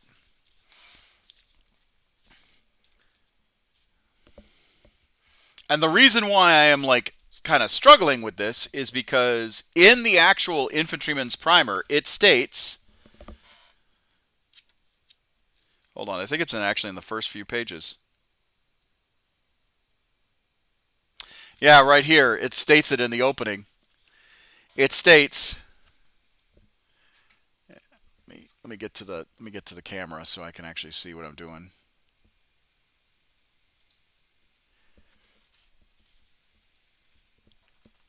It reads. Um,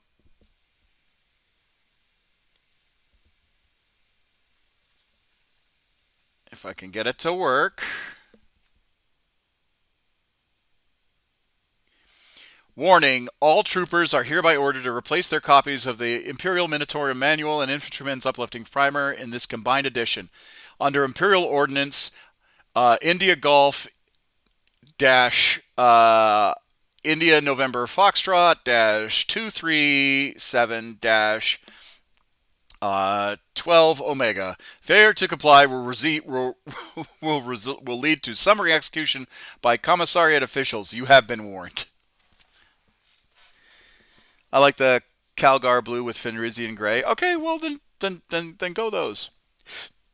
So I'm just trying to figure out which one I should do. I'm pretty sure. Hold on, is there the same warning in here?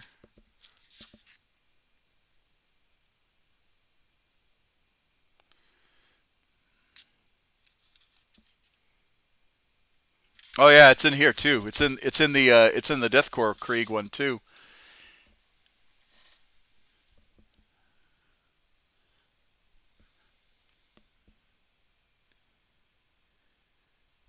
I like that.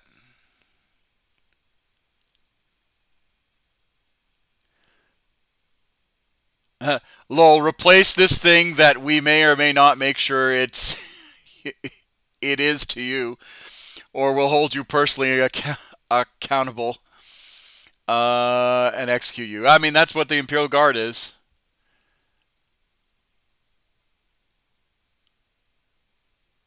Failure, yeah, and it even says failure to produce this document to a superior officer's request at any time carries the penalty of death. So it's literally written as if it was pulled straight out of the Imperial Guard, the universe of the Imperium.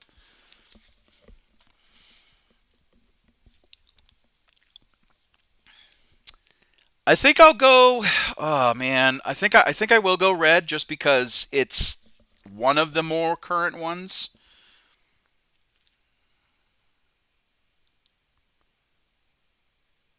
Yeah, I think I'll go red because like green is more Cadian.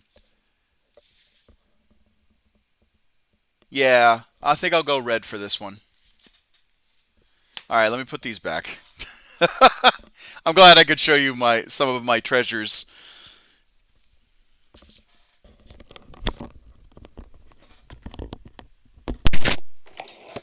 All right, now let me actually fix this.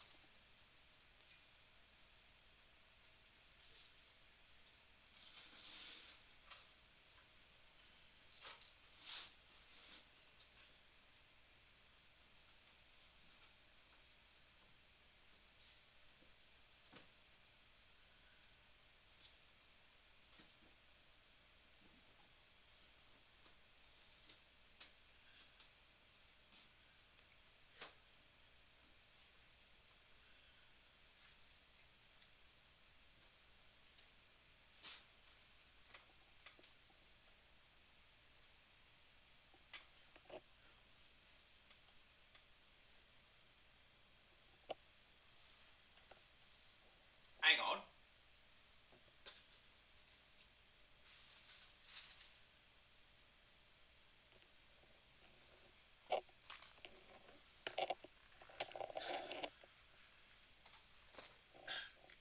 Commissars, you have to ask. Commissar, if you have to ask the person you're painting for, maybe involve them in the choice. Well, it's me. See, that's the thing. He wants me to paint me, and I don't even know what I want.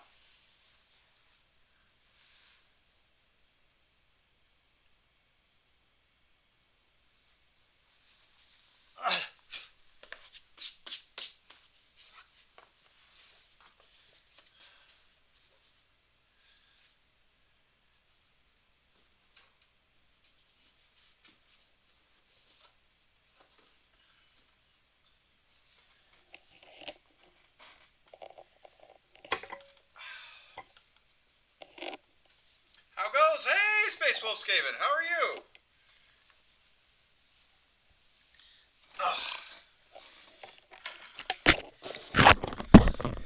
Yeah, the problem is that it's me that he wants me to paint.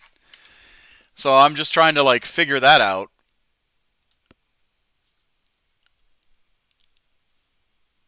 Last day of the day, working on some librarians. Well, that's good.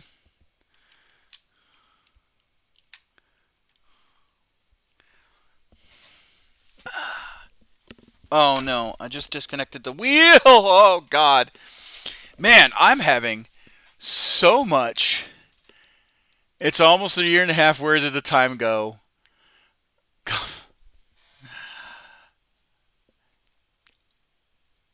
It has almost been a year and a half for you.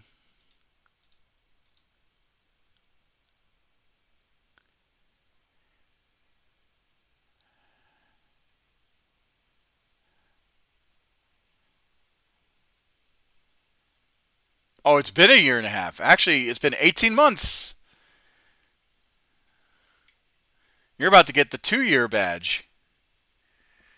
All right, let me fix this. Good Lord. My chair is falling apart. I'm knocking shit over. My God. This has been a chaotic stream.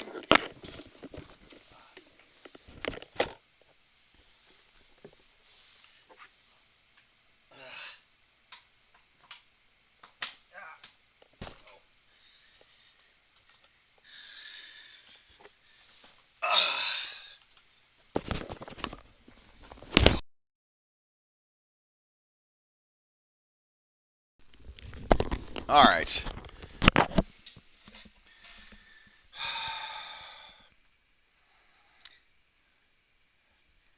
I think I'll do the red. Yeah, I'll just do the red. Anyway, Johnny, how was your day, by the way? And also, tomorrow I'm home from work. Tomorrow, Monday, are my work from home days, so life is good. Okay, good, good, good. Um, yeah, by the way, I want to give flowers to Johnny because this man has been, honestly, my good luck charm for late night streams. I think we have confirmed, though, that the that it seems that the audience that I am drawing either really loves Baldur's Gate or I need to do late night streams because that is when the majority of the viewers come online. I think we can confirm that because this is what we're averaging on YouTube right now, which is like 3 people watching, which is exactly what I thought it was going to be. Especially during the day. Now, we haven't done a midnight stream. I am curious to see what that looks like. Twitch is actually more popular throughout the day because we've got 6 viewers on Twitch. So I'm genuinely curious. And the reason why I'm talking about this, talking how the sausage is made, is because we are so close on monetizing on YouTube. And recently, we have been making gangbusters numbers. We had, if you haven't been paying attention on the Discord, I've been showing kind of the metrics on Discord, and it's just blowing my ever-loving mind that I had 300 people watching me play Baldur's Gate last night. Just craziness. And so I'm going to give Johnny his flowers because Johnny has been staying with me and documenting it as well. And honestly, he's been like an absolute saint. Just a true die-in-the-wool supporter. So, thank you, Johnny.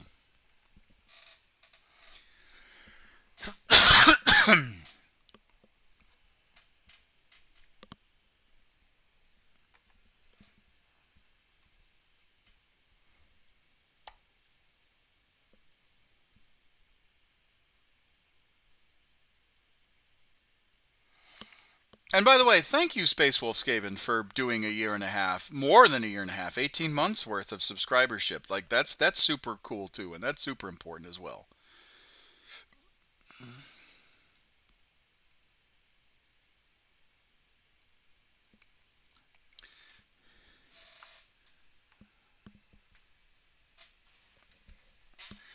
Yeah, the problem there is that when you build a big numbers on a game, they don't show up for any other aspect. It means that they're fans of the game and not necessarily a stable base for you. That being said, I'm sure those numbers can attract those numbers you can attract. Um, that being said, I'm sure with those numbers you can attract a few to stick around and get a few more people to get to meet you. Yes, yes, yes. Ari just dropped the title from her main account. For example, her numbers seem entirely based on playing that one game. Ah, interesting, interesting. Yeah, she did push out a little, you for lack of a better word, YouTube short or a clip saying that she's just going to focus on her, which is, kudos on her. She deserves it.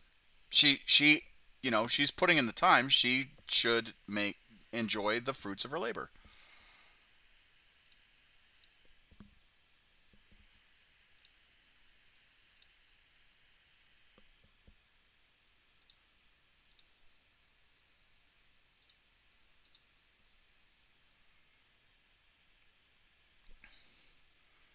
It has been a pleasure, but I will only be able to burn the candle for both ends for a limited amount of time. Let's get you monetized in the meantime, though. Yeah, yeah.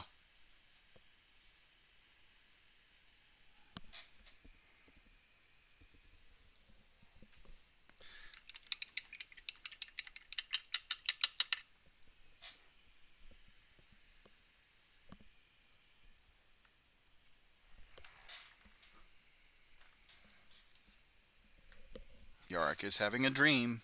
He's sleeping.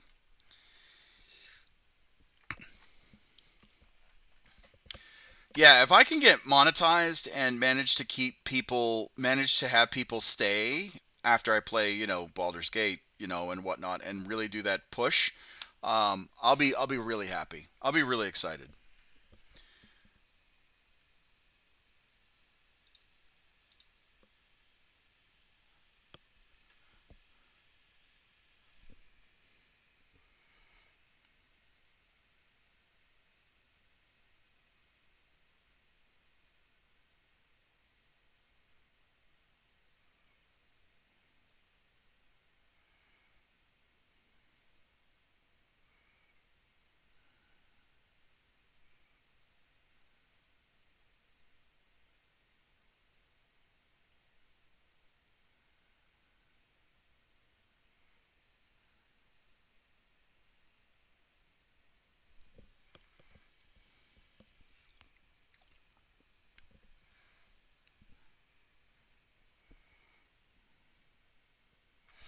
By the way, Caldereth, have you played Dungeons and Dragons in Baldur's Gate before, or any version of any version of Dungeons and Dragons, I should say, not just Baldur's Gate?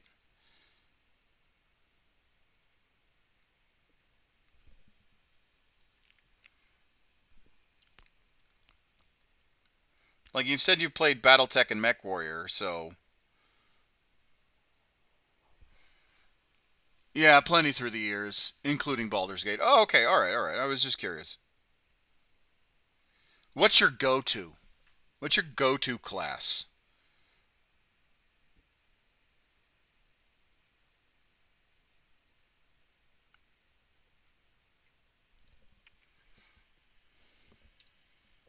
I'm just curious.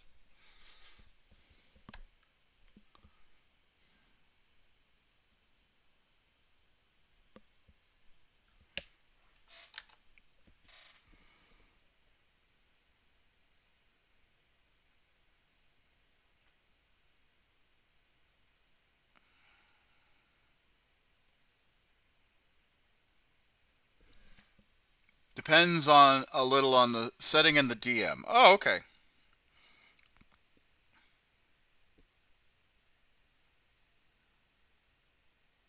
You're the first person that actually has said setting and DM dependent. Most people can just rattle off a class. Not that I think that that's a bad thing.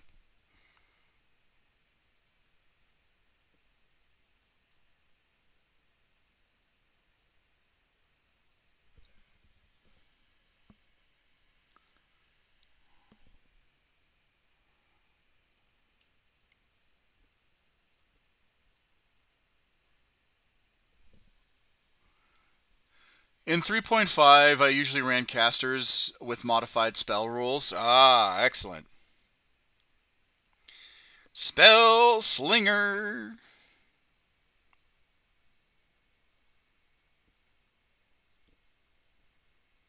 For me, it was Paladins, Fighters, Clerics were my go-to. Paladins first, Clerics second, Fighters third.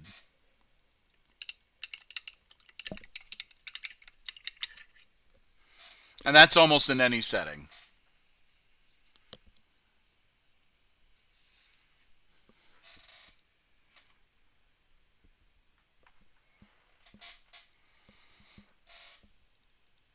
I like casters in modern D&D, seeing as they aren't as restricted. But my most fun was probably my halfling rogue. Very cool.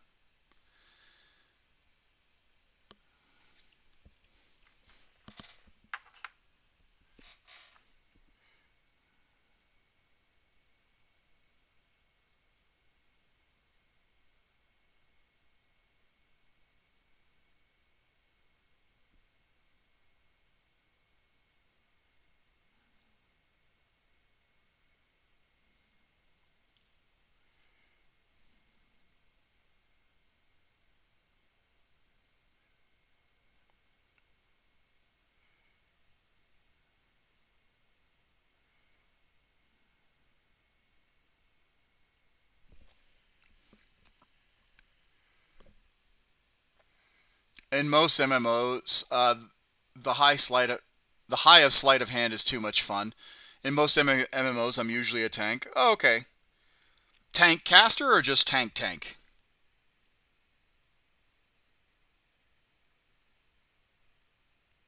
I mean, I know that there's like multiple versions of tanks, but do you prefer regular tank sword and board, or do you prefer tank as in caster, like has the ability to cast magic and all that stuff?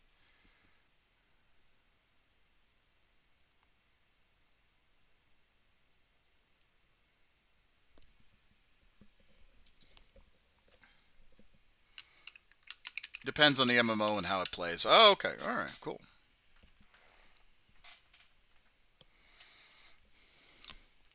For me, it's just straight paladins, baby. I tend to gravitate towards off tanks. Oh, like if a tank needs a break, you then pick it up, which are caster tanks. Yep.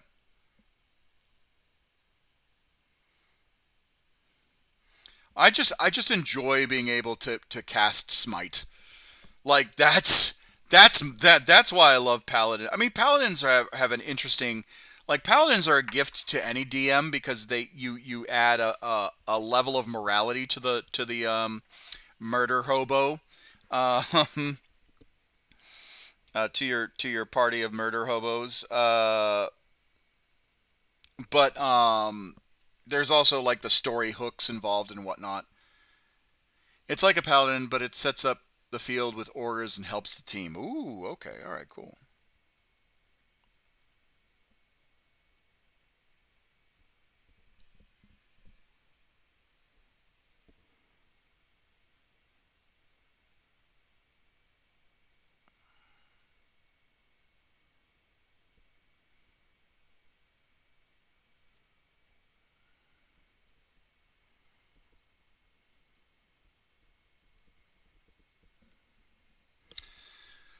All right, let's get this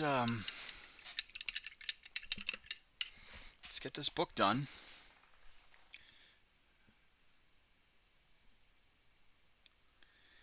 All right, so we're looking for like a burgundy red. Uh, in Final Fantasy, I'm a paladin that's that's leveling up towards Gunbreaker. Ooh, very nice. I've never played Final Fantasy, but I hear it's great. Yeah, that's a decent. That's a that I think that's a decent burgundy for the book.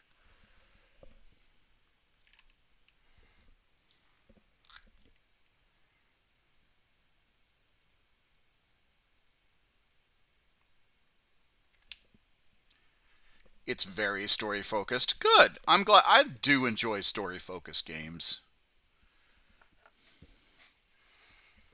Give me something that gives me a goal.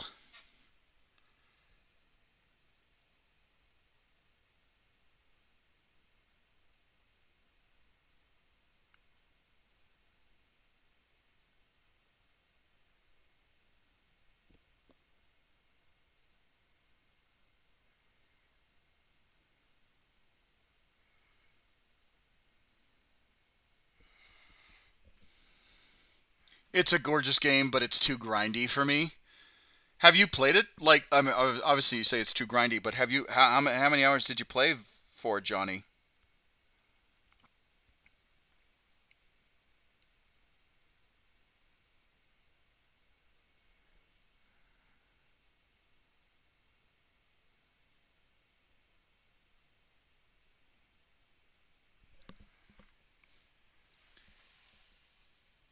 If you go to the right server, you get double XG.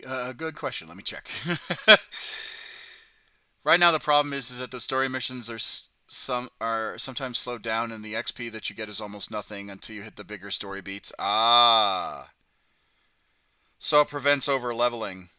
I'm assuming.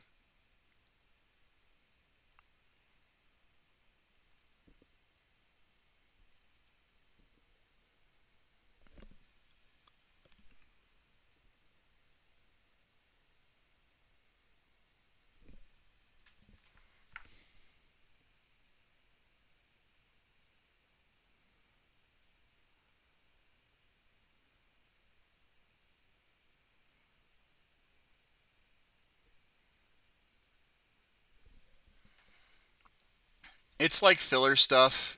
You're just asked to run to a location, watch a bunch of cutscenes, and you almost get nothing. Ah, that's kind of dumb. It's free to play until level 80. Oh, interesting.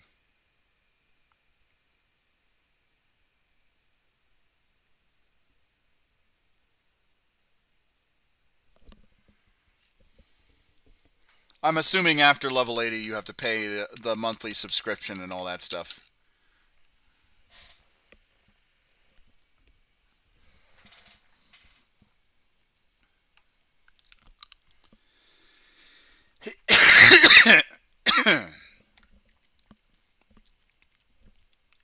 Yeah, it's a subscription fee. Yeah, yeah, yeah.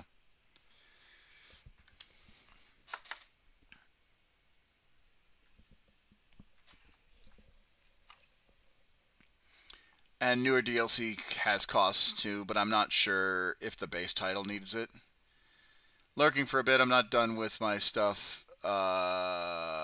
If I'm not done with this stuff, by the time you sign off, it'll be a pleasure, and I'll catch you next time. I appreciate it.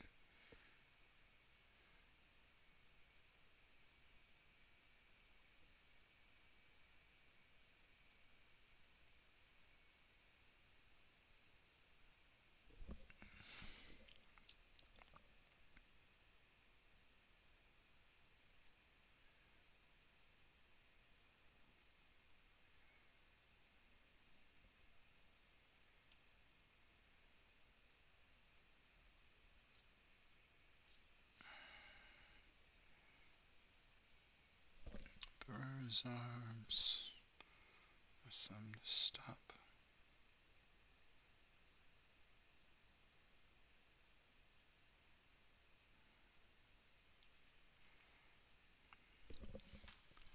So made it across.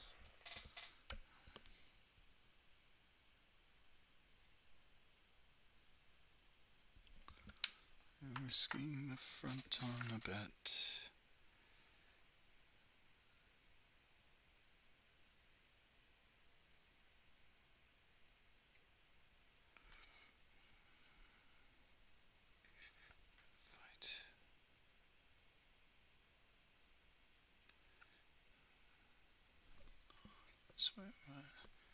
So far, this is where I got Commissar. I posted a prototype mini and the mini in progress. All right, let me take a look. That's pretty good. That's pretty baller, I'm not going to lie.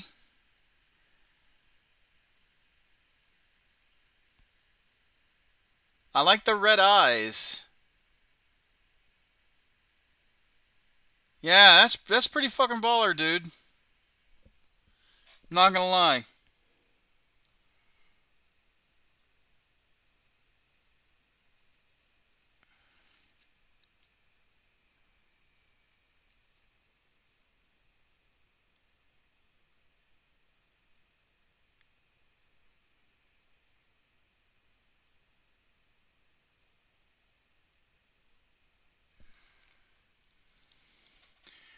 Not bright and as vibrant as I wanted to, but that's where I got to. No, I think it looks great.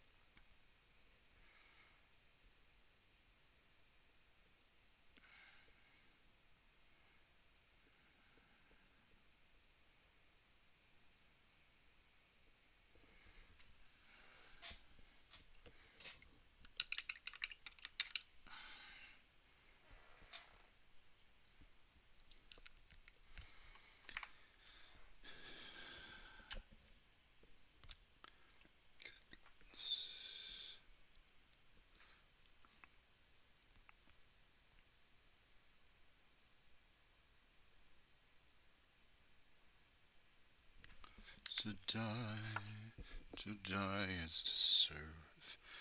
There's nothing more than what we deserve. Oh, ow, ow, ow. That is my knuckles locking up. That's cool. That feels great.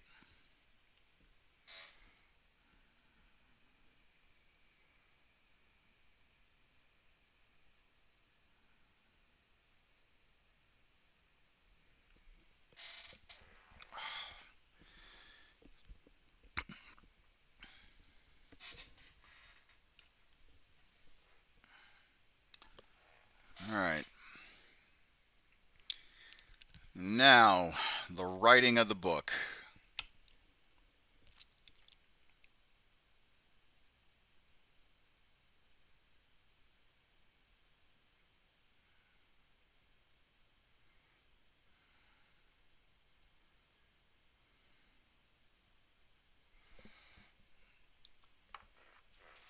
There's my old subscription email info for my Final Fantasy.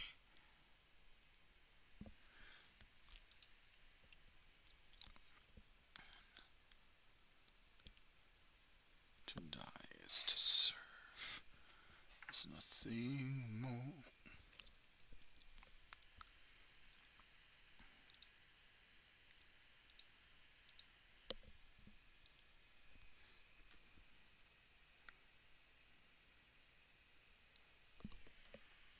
Ah.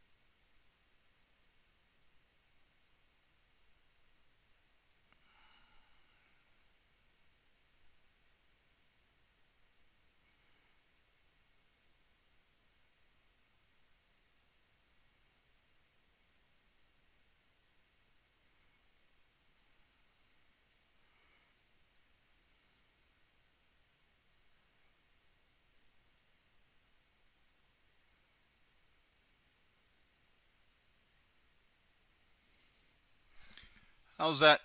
I'm going to have to really zoom in with that. Let me get the camera.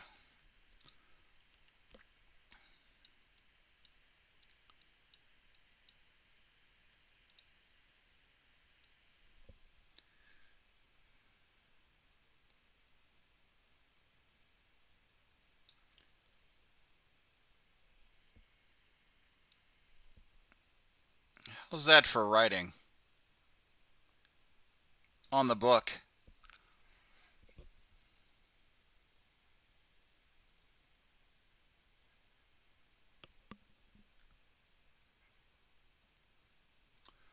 Is that like decent? Does that like convey that it's writing?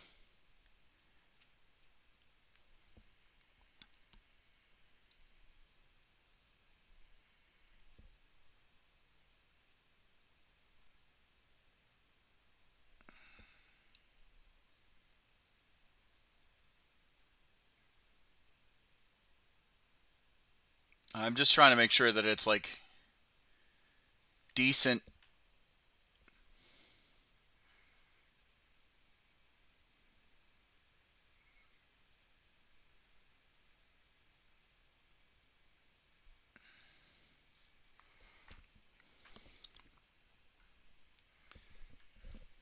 Looks okay to me. Good.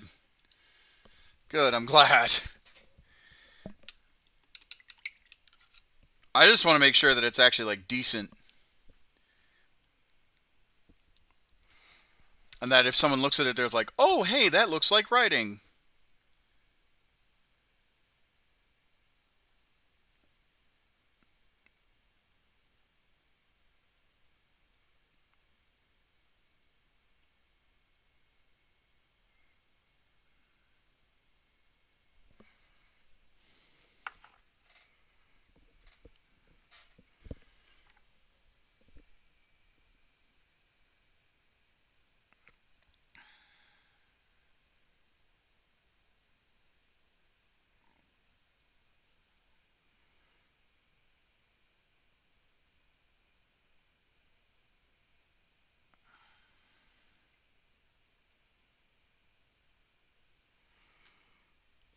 Ah.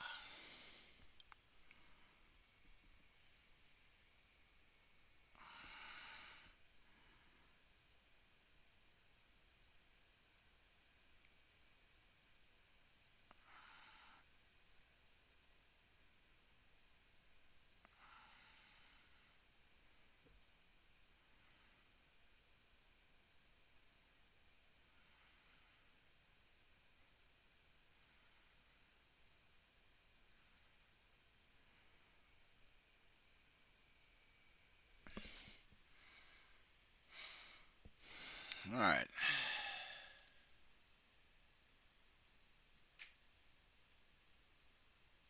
Come on, focus.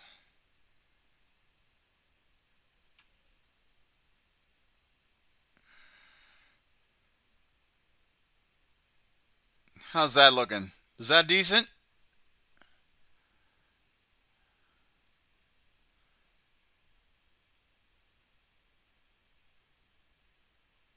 I tried to like freehand an Aquila.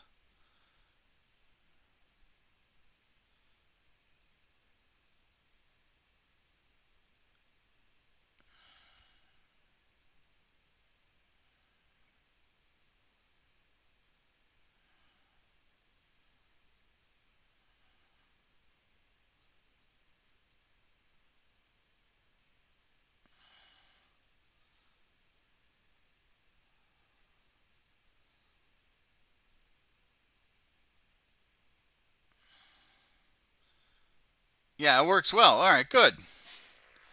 Yeah, the Aquila is definitely recognizable. Good, good, good, good, good. I'm glad. It's so hard doing freehand small text and all that stuff.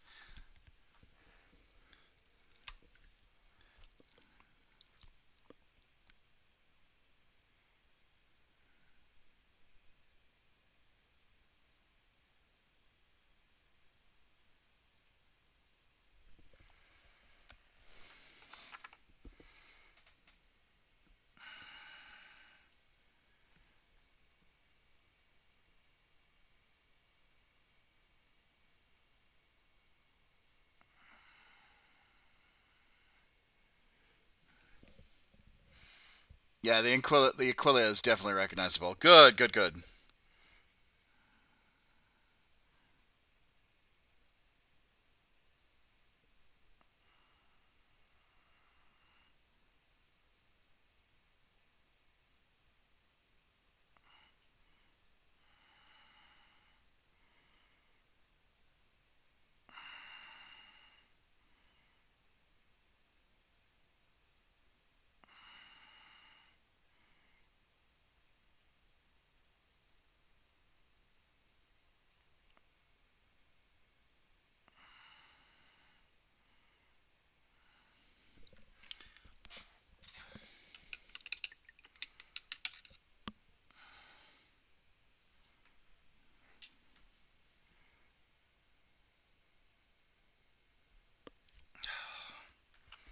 Nuts.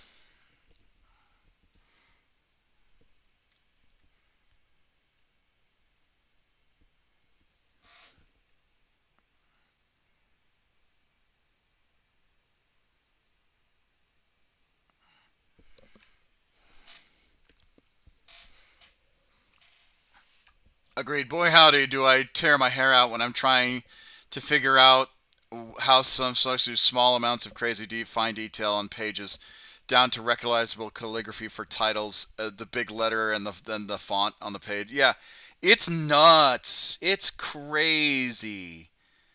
It's like, what kind of brush do you use? Like, there's gotta be a way that they're doing it in a way that you know there has to be a way, that they're doing it and make it effortlessly too, right? There was one dreadnought during a Golden Demon that had like it looked on the banner. It looked, I forget what it was. I want to say it was like I want to say it was a Bjorn the Fell-handed dreadnought ish, like the Japanese guy who paints kanji on rice grains. Yeah, just fucking quit already. Like like or the guy that makes or the guy that makes that makes little Godzillas of on the tips of pencil heads, like pencil, number 2 pencil lead. It's like, go home. You've already won. Why? Like, we get it. What's it like being God's favorite? Like it's like the guys at the gym that just lift up the foundation of the gym and put it back down again. It's like, you don't need to be stronger. You can't get any bigger. Go home. Take the day.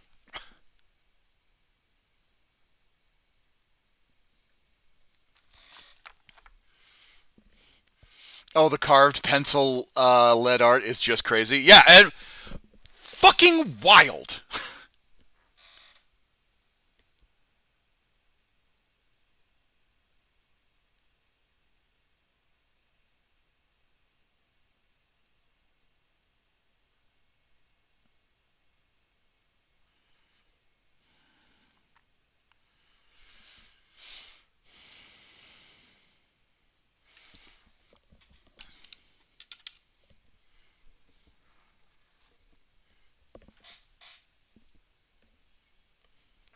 All right, I think we're done.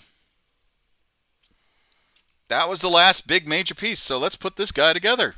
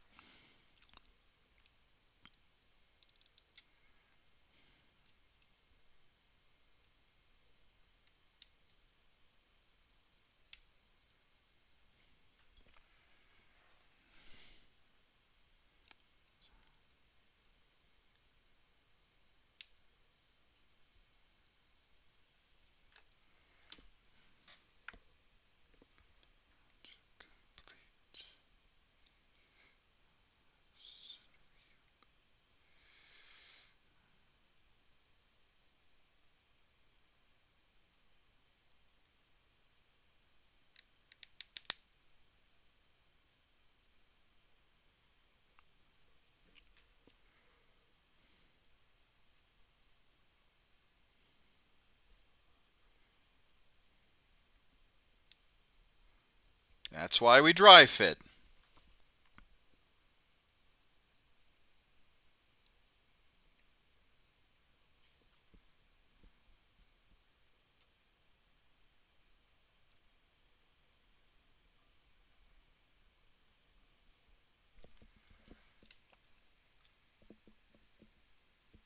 What if I dilute McCrag to the shea consistency and use it for light blue surfaces? I don't see that being a problem.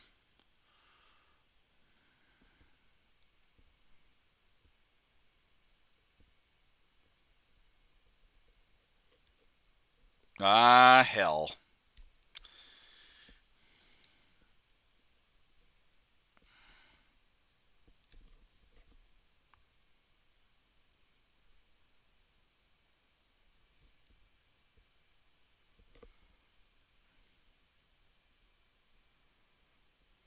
All right, well, that sucks.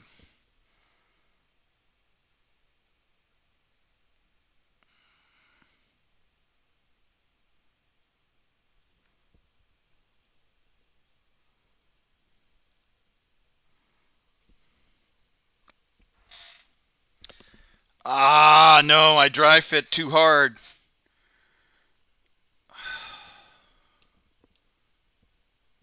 Can I recover it?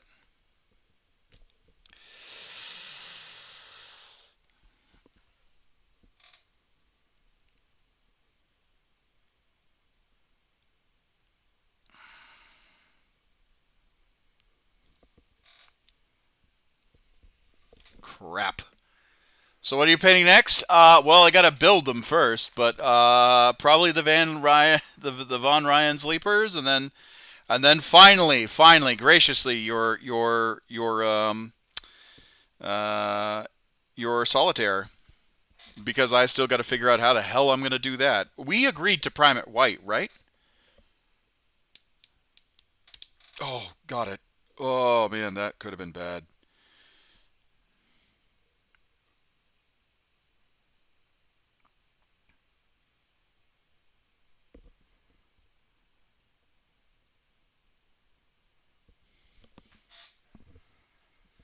Because of the color scheme?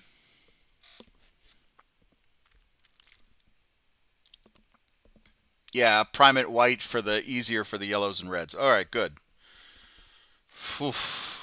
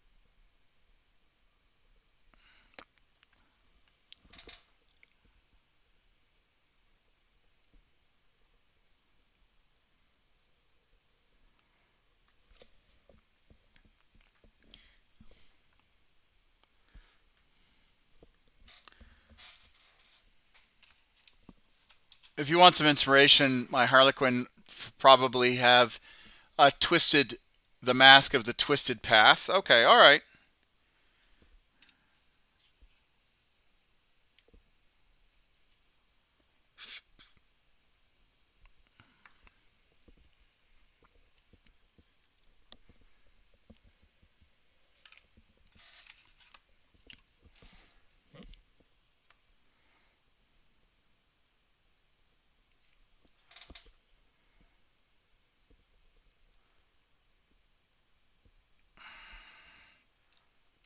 Damn it.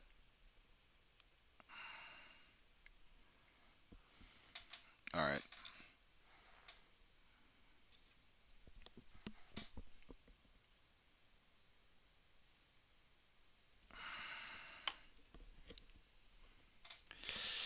Ah, my.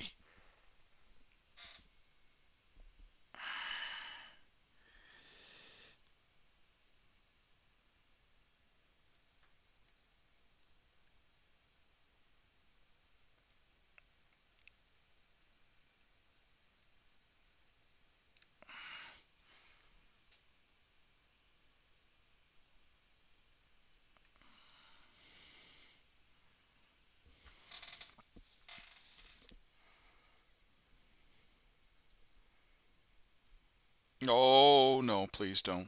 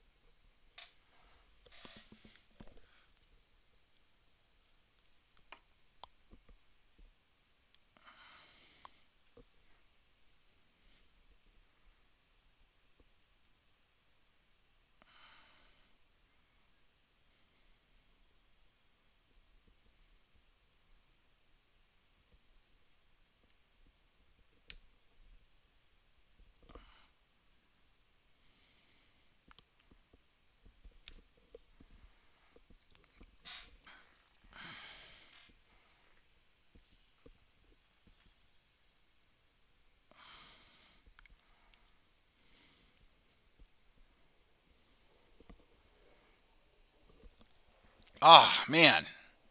God.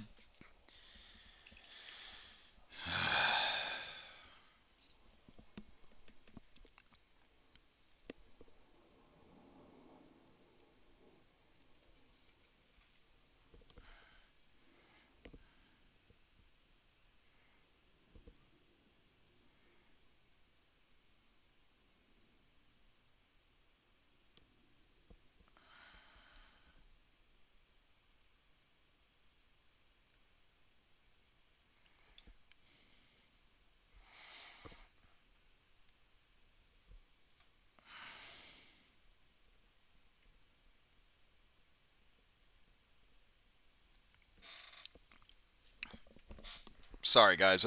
My hand's been locking up.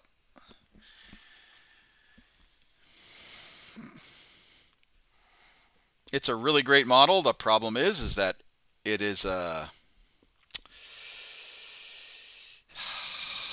like most Games Workshop models. As soon as you get paint on some of the joins, because it's required to be painted, um, it starts to become impossible.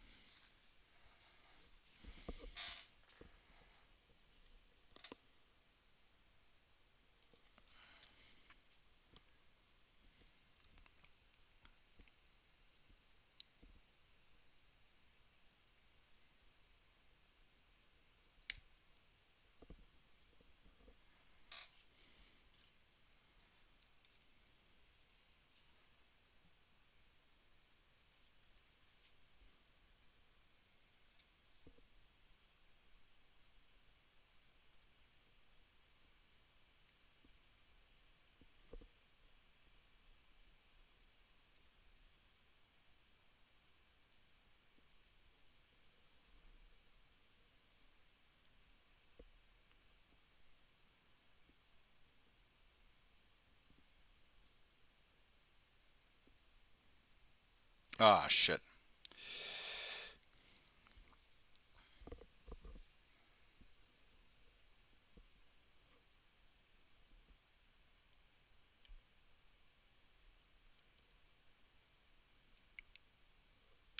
Ah, damn it.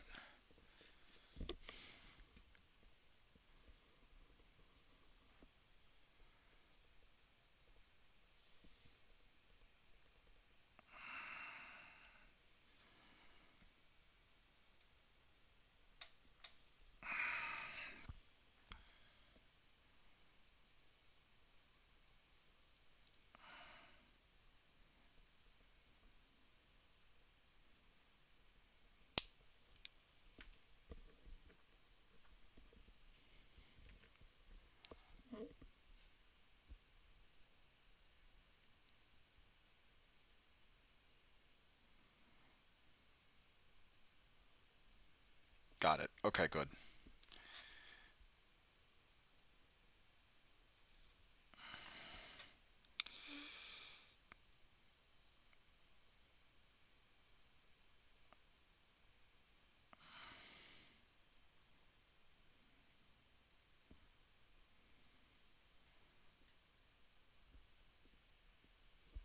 Oh, man. Whew. All right, I'm going to go to the bathroom real quick.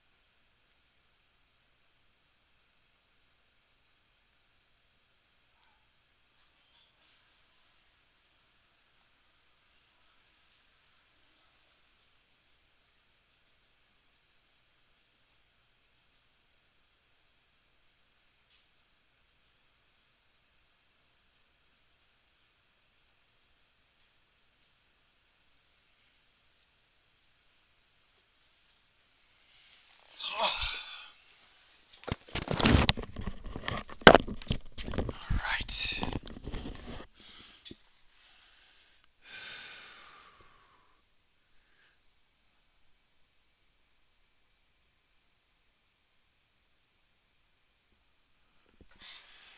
All righty.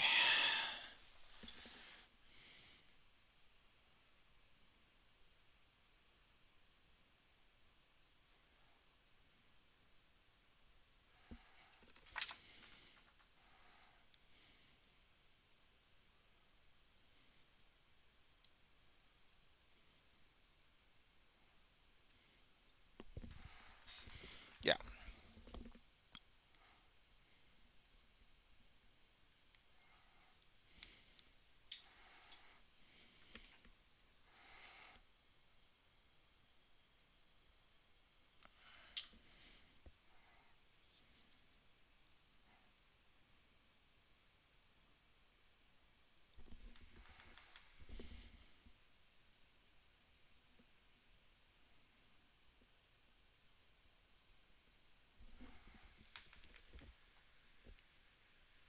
No, yeah, it's in the front.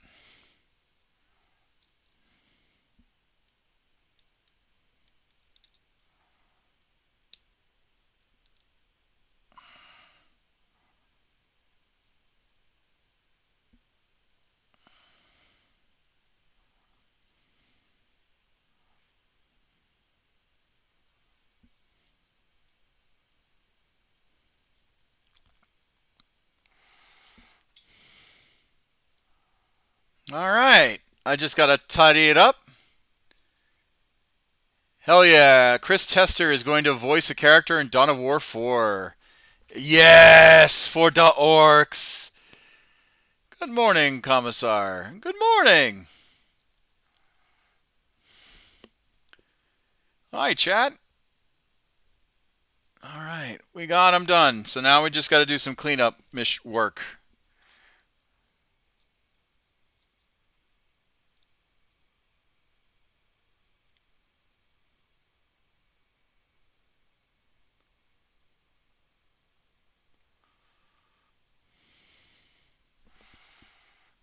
Orcs are the best.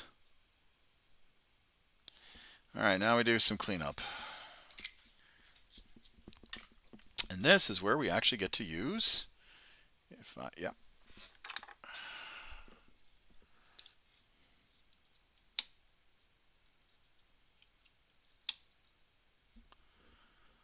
There we go.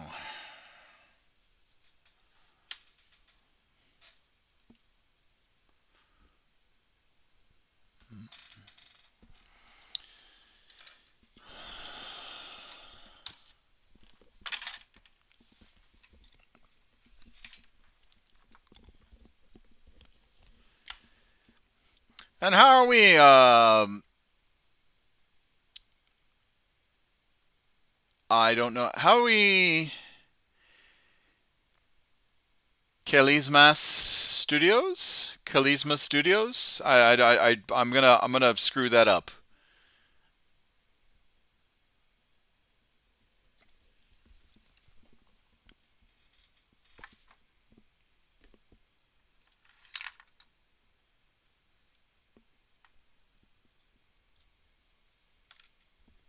Sorry for butchering your name.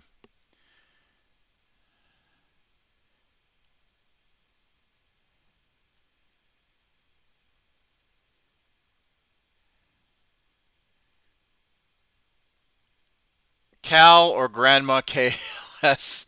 That was so close.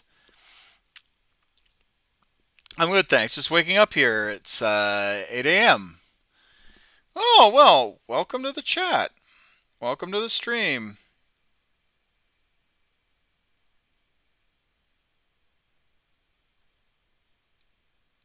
8 a.m. 8 a.m. where?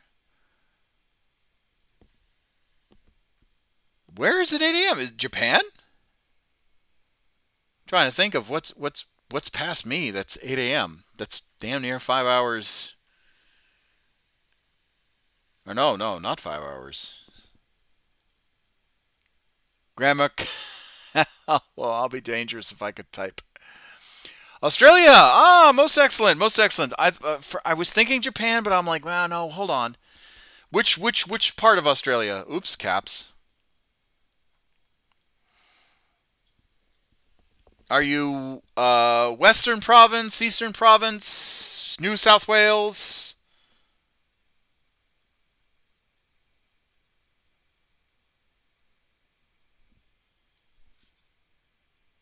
Tasmania?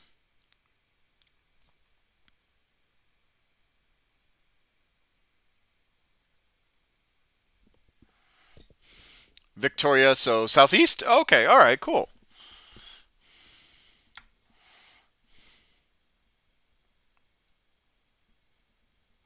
Well, I am honored that you have come join us.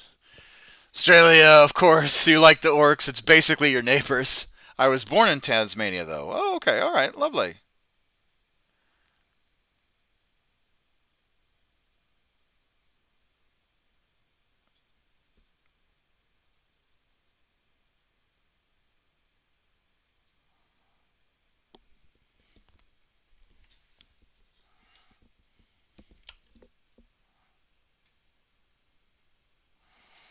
We're just cleaning up the last of this model.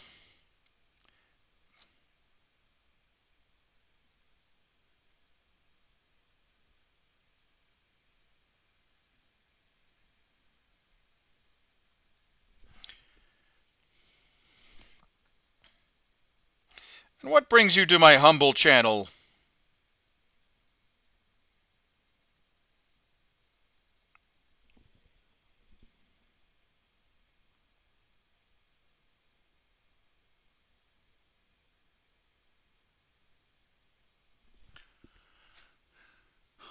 I like me orcs because they upset my son who has Templars. Ah, excellent. A family affair of grudgery.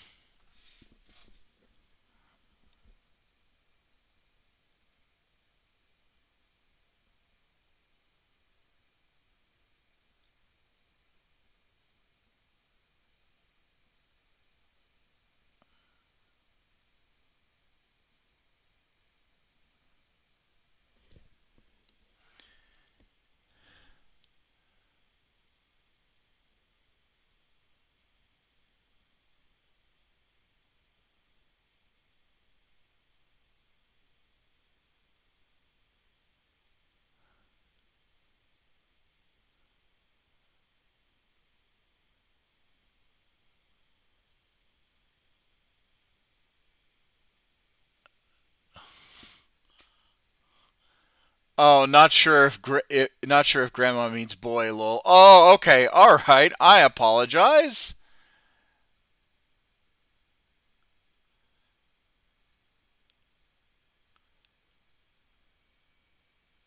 Hold on. Did I miss something? I feel like I missed something. Grandma Cal. Lol, I'd be dangerous if I could type. Oh!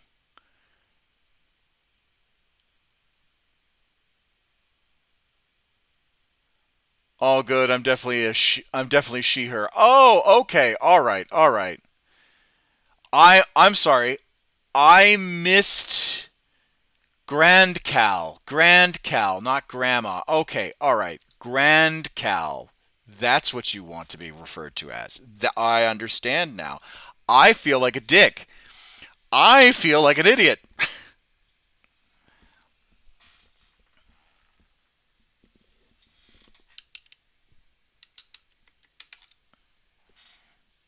I had a long day with little sleep. Apparently, I missed that detail. I did too.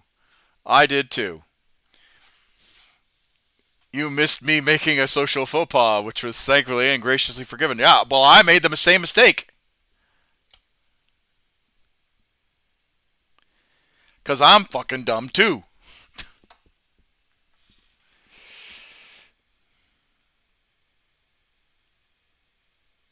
But I'm glad it was graciously forgiven.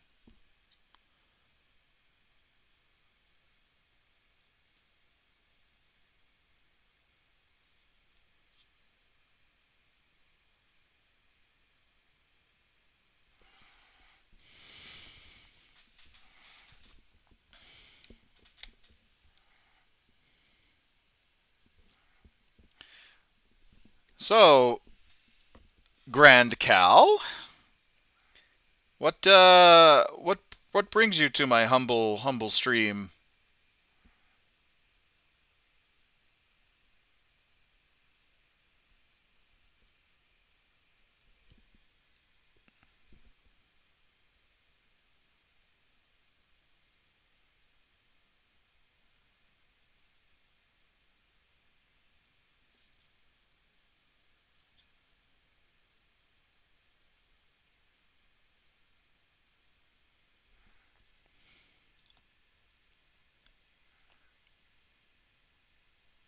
Did I do another typo? Oh, Grandma, not grand as in grandeur. I lost a bet with my 7-year-old grandson, so now I have to introduce myself as Grandma Cal. Ah, okay, all right.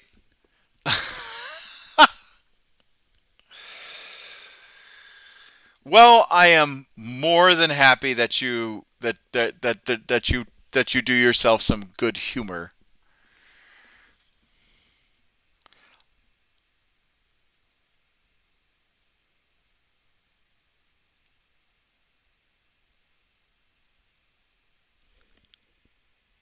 No, no faux pas here.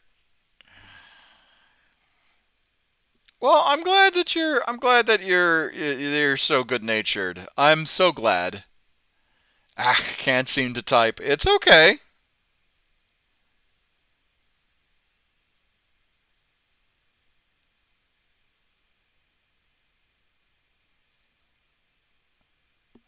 I barely talk, and I've mastered the language, and I've almost mastered the language.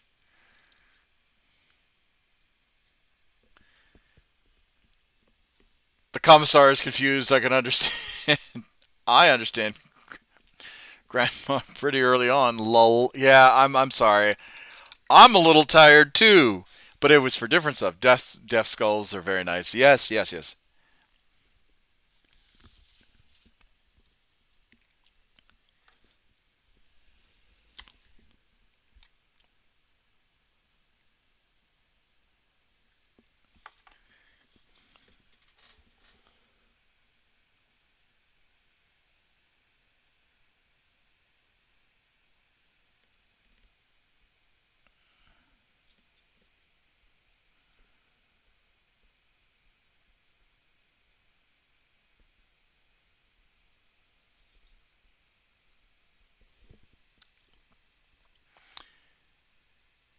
So I don't remember where or which stream I met you, Commissar Hecht, but it was somewhere. Oh, well, I'm honored that you remembered me. Did you follow me?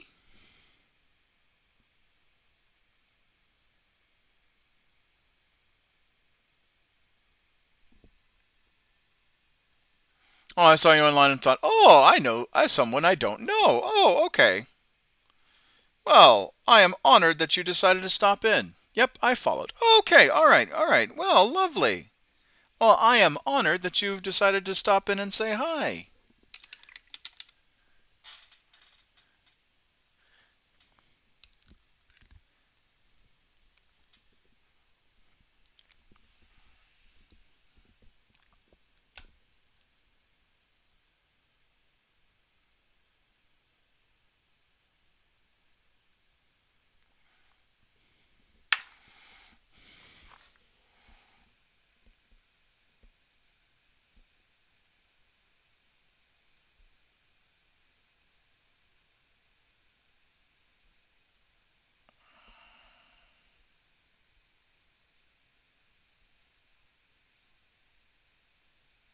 Sorry, I'm just doing 100% agree. My evil autocorrect is mean to me.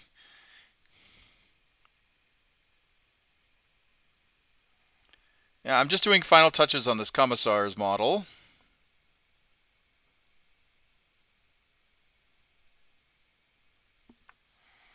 Because we got this one done.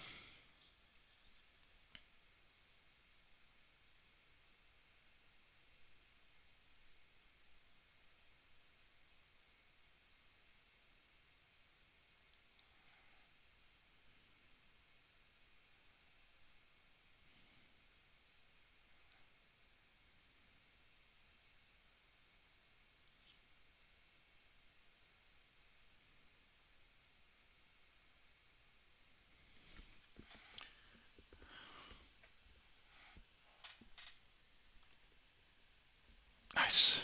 Commissar model.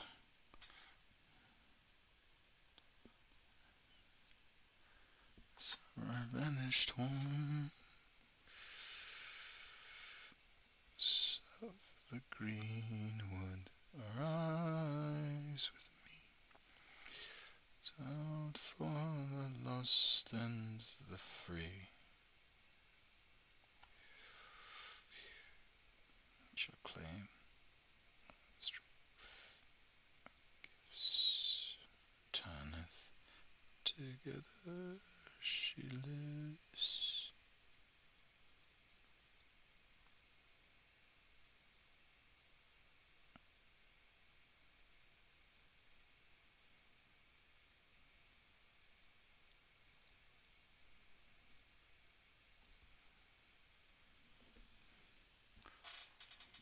I've been collecting plastic cracks since 2014. Ah, most excellent.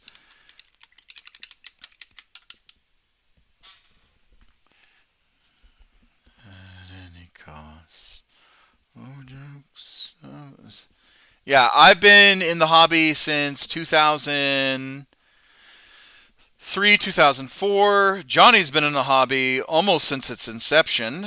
And Quacamo, I think, has been in the hobby since 2015, 16, something around that area.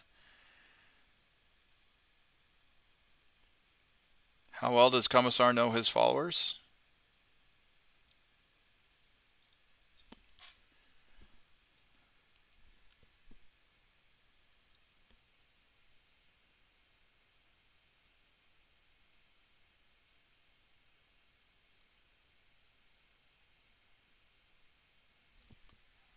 Maybe 17. What do you mean almost? I didn't want to qualify your age. Good sir, I am a gentleman.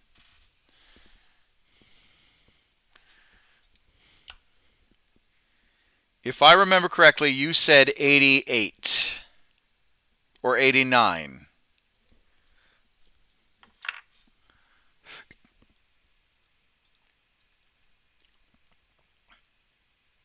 That's awesome. So everyone definitely understands.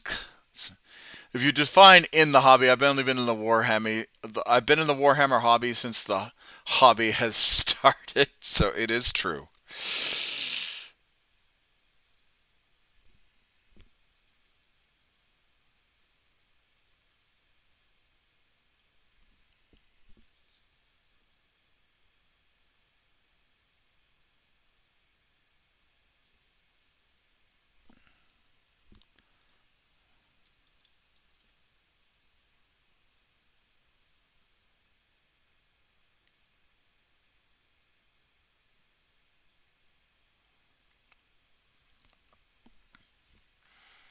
I've been buying miniatures in the hobby George probably in 81 to 82. Okay, all right. I didn't want to make an assumption. Does it count if I knew Warhammer when it started? Lol, as a DM in the early 90s? Damn. I didn't start playing D&D until 96. So I'm a bit of a youngin' on this channel.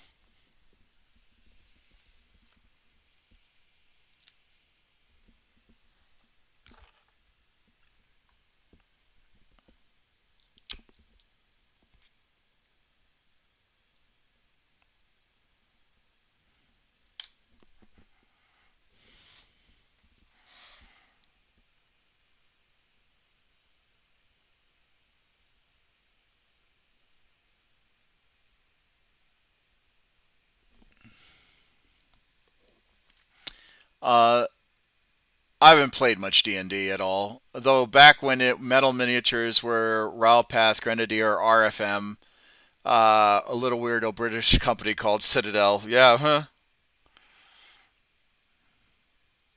And now it is the empire that it's grown.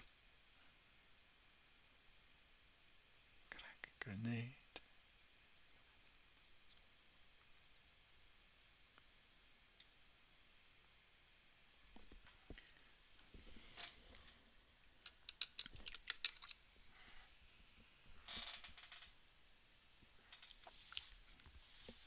Make it fit. Man, I've seen some of those early minis. 60p for one. Yeah, 60 pence was wild. To have 60 pence and to be able to buy an army.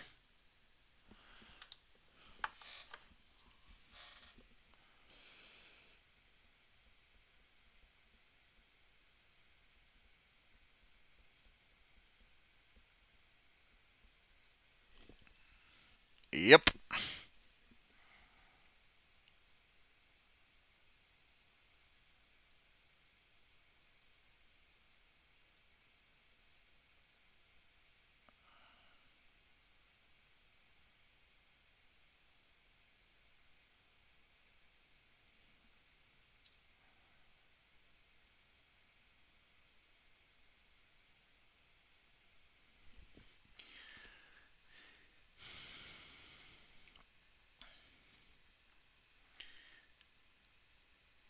I used to walk into the shops and look at all the models. Alas, I couldn't afford it at the time.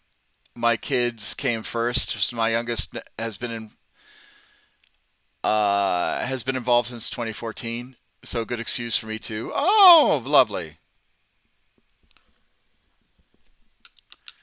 I still have some unopened blister packs from the early Rogue Trader. $5 Canadian for 2 minis. That's God. You're raising them well.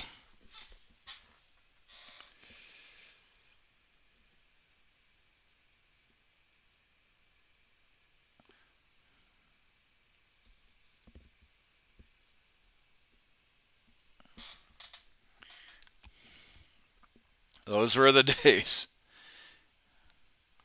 All right, what do we think, guys?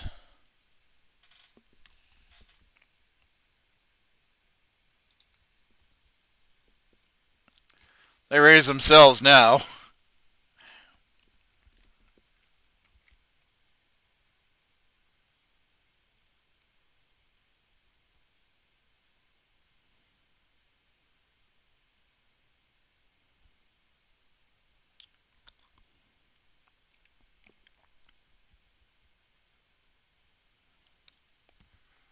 Well, I hope he looks good. He's me. No, he's not dead. Not yet. Oh, so you know him. Or know him. He's me.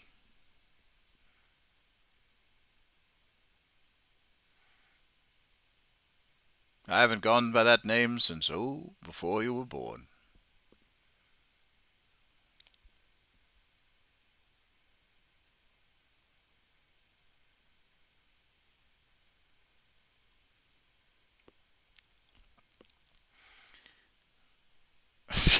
So you're a lump of plastic. I might as well be with all the stuff that I deal with on a daily basis, and the amount of crap I've inhaled over the years. Yeah, I'm pretty much a lump of plastic at this point.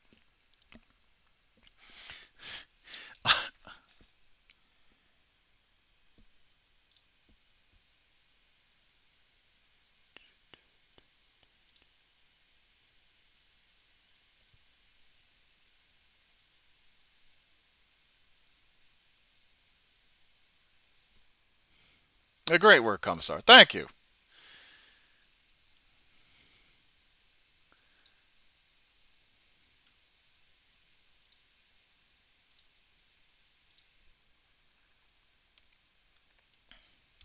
I'm in the United States. Johnny's in Canada, and Guacamole is just a denizen of the warp.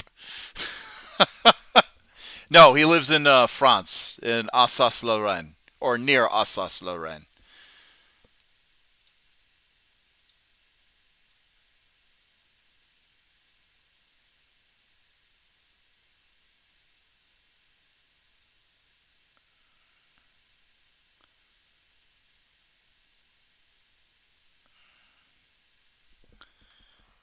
Just Alsace is fine. Alsace is fine.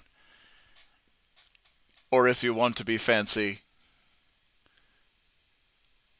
the Grand Est.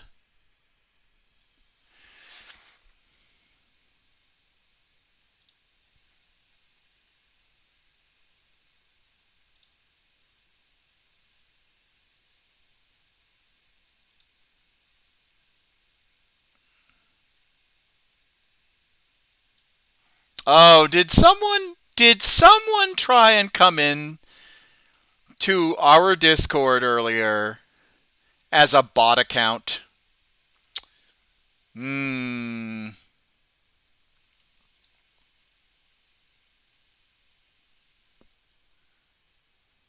I'm currently living in the Great Raccoon Kingdom that is Toronto.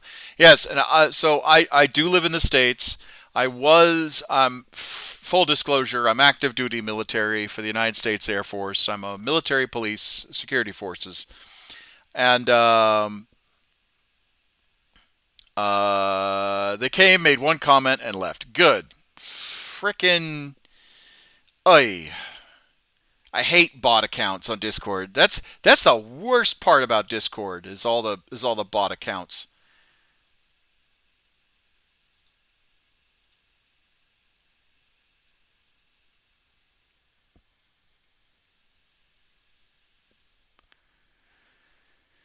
Oy oy oy oy oy.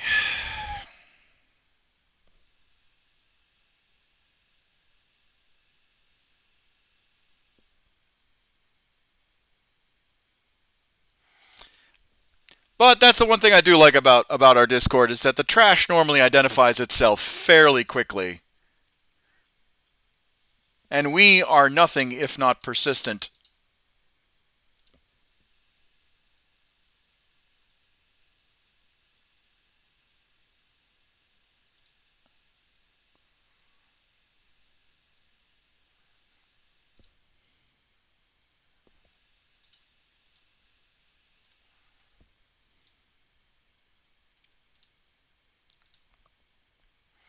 Join the Discord. It's really nice to meet you all. Well, thank you. Thank you very much.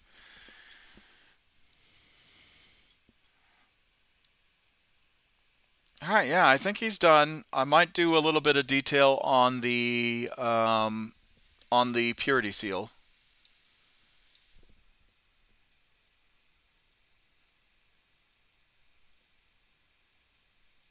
Nope, we honor the we honor the Omnissiah around here. Make short work of any abominable intelligence that shows itself. Yes, yes, yes, we do. We do honor the Omnissiah around here.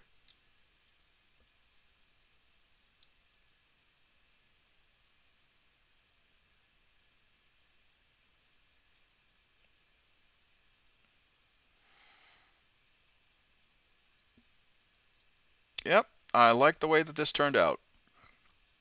I like the way that this turned out. This is a good gift to give to somebody.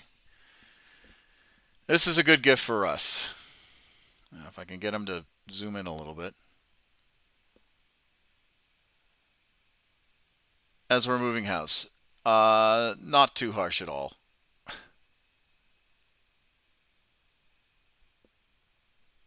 Can I get the camera to actually behave?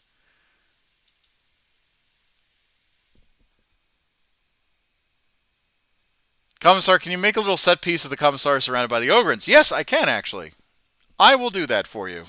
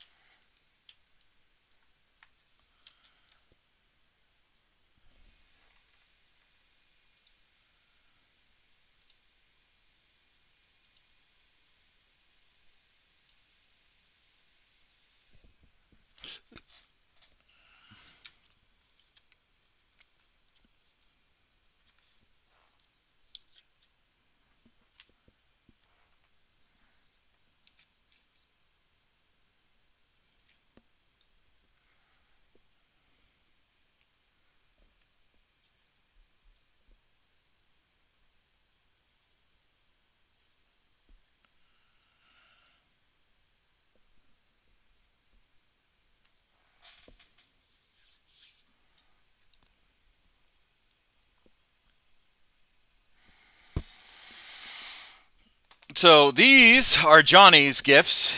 This is Russ's gift. They look fantastic in alignment. That's a handsome little group. Yes, yes. So, Cal, I'm just going to kind of tell you what this is all about. So I'm making gifts for my supporters.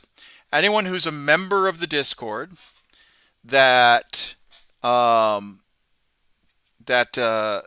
that helps supports the channel, because this is a charity Discord. This is a charity channel that helps supports the Discords and whatnot. Members are finally getting gifts, and these are Johnny's. The Daughter of Cain Gladiatrix, High Gladiatrix, is Issa's. The Hexmark Destroyer is Lexi's. We're going to be working on these Tyrannid for Faye. And then finally, Quackamole has been very patient. We're going to be doing the Solitaire, the Harlequin Solitaire for Quackamole.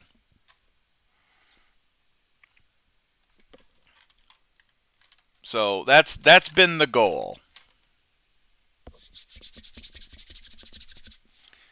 And we finally got Russ's Commissar done. Or, well, me done for me as the Commissar for Russ. We might do a little bit of touch-ups and everything.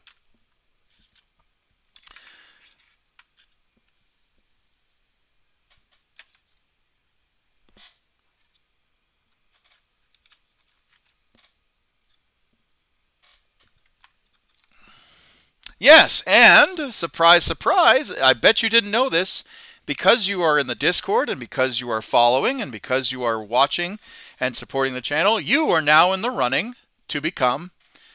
The Commissar has been psyching himself up for the Harlequin model. Yeah, because I'm very nervous and I want to get this right. The pattern is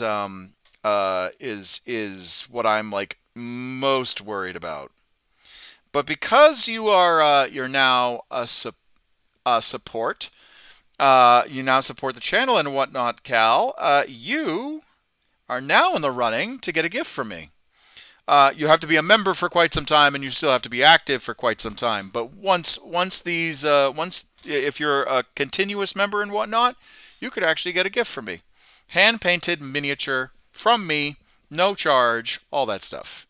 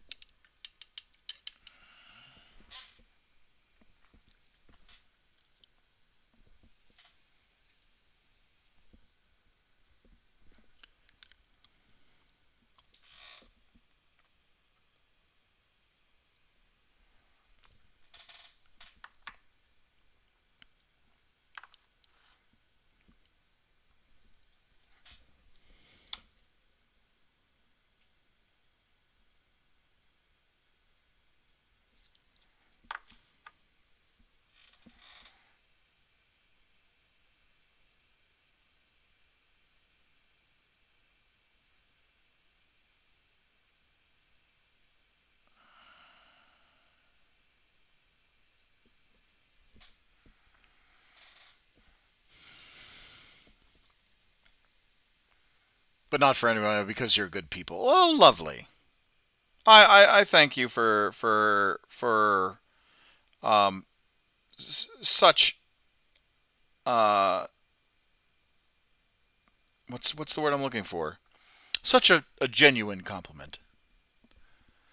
So I found something really cool. Custodes, but they're like hybrid with animal features. Centodes and Rabidodes? Oh no.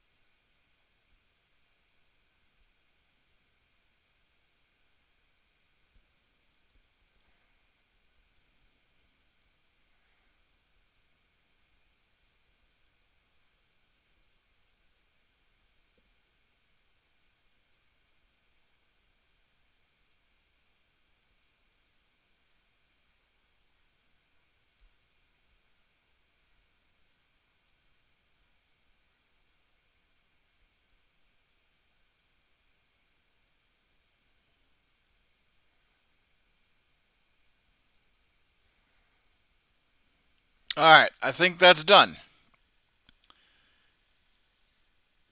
We're glad to see you, but you're not required or expected in any way to go out of your way either. Oh, yeah, yeah, of course. No pressures.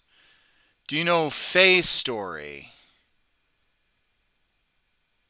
No, I don't know Faye's story. What's Faye's story? I think the rabbit one rides a horse into battle. That's formidable for sure.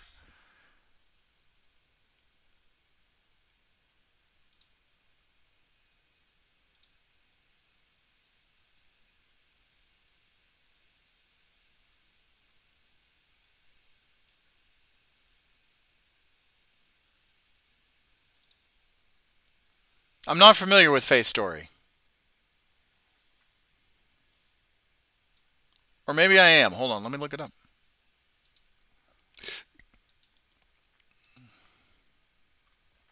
It's the end of days.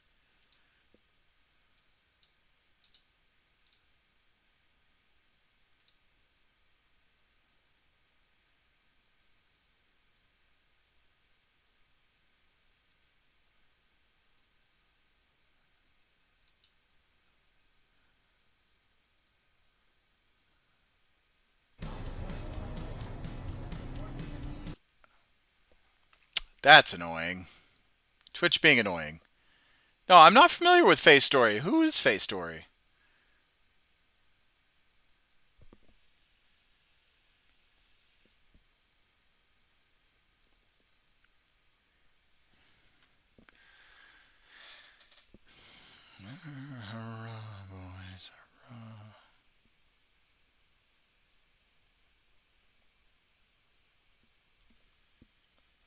Faye's story is an awesome streamer. Maybe I met you there. Hold on. Do I follow her?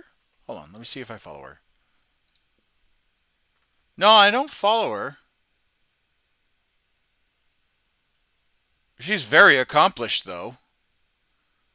She's got a lot of views, a lot of viewers.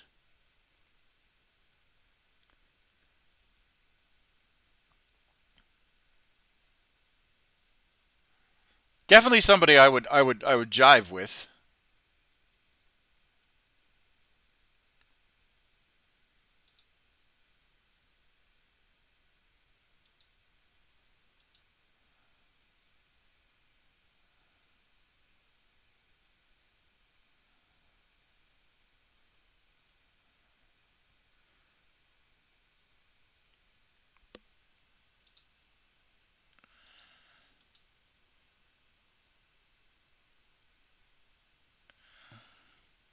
Anyway, I'm heading out.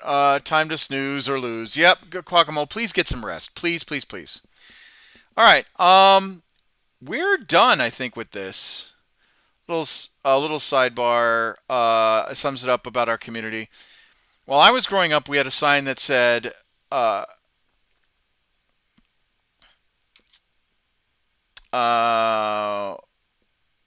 sums up our community is trying to be. While I was growing up, we had a sign in our guest room in our family cottage that read, "Guests, you're welcome to be here. Be at ease. Get up when you're ready. Go to bed when you please.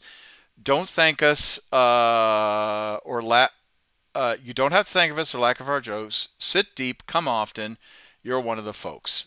Absolutely, absolutely. This honestly that so how to all right. Hold on. Now that we're actually done with this, and we're not gonna, I don't think we're gonna do anymore. Let me switch to a different camera.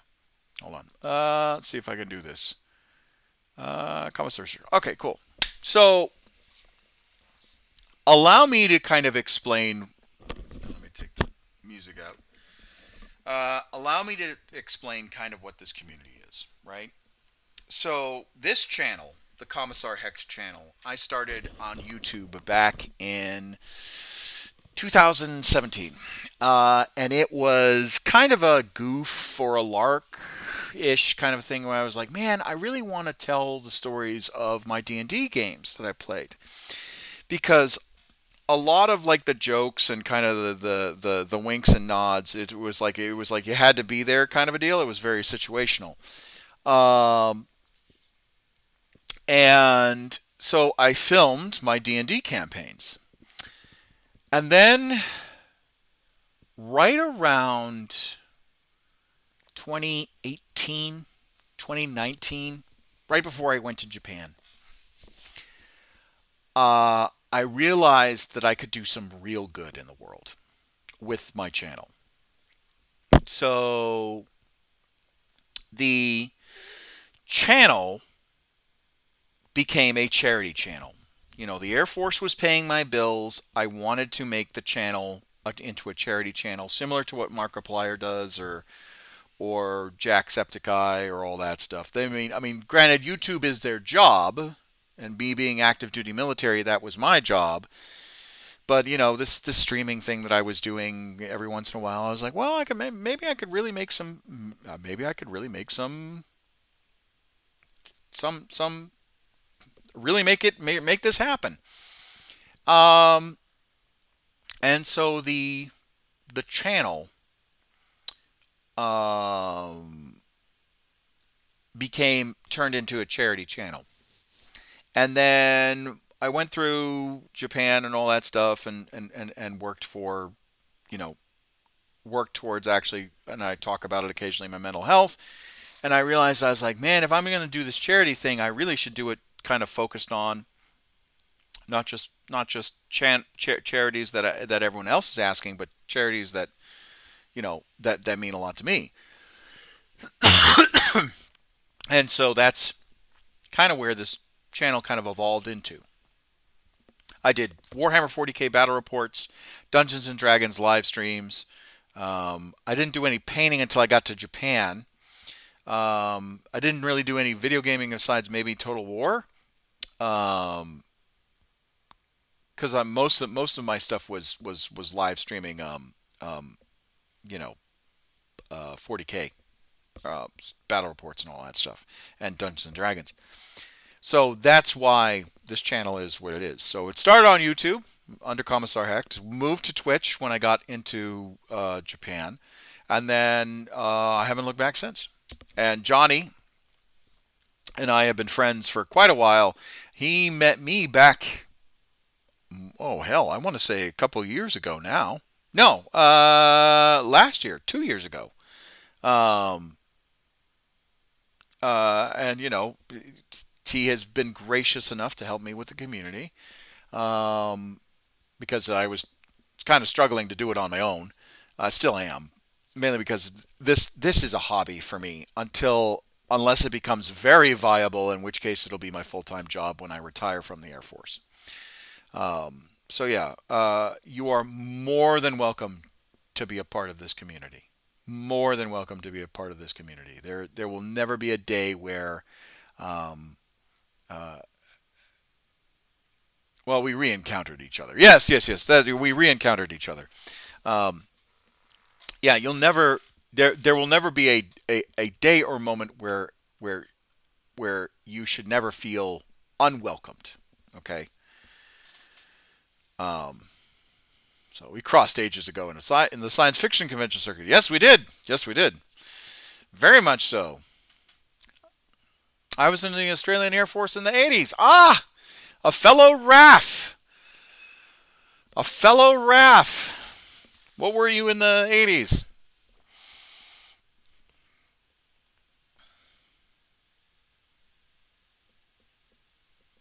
I worked with the Anzacs and the RAFs, um, while I was in Japan. And thank you for your service. Oh, well, I appreciate the thanks. No need. I really like this career of mine has had its ups and downs, and has had its moments where there were times where I was thinking about hanging up the uniform, but there has never been a point where I regretted my decision on joining, if that makes any sense.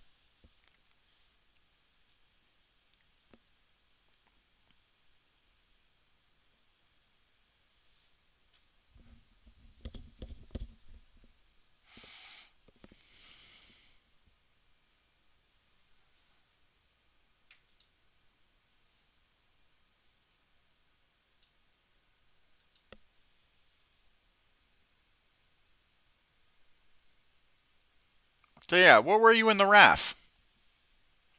Were you blue side or were you green side?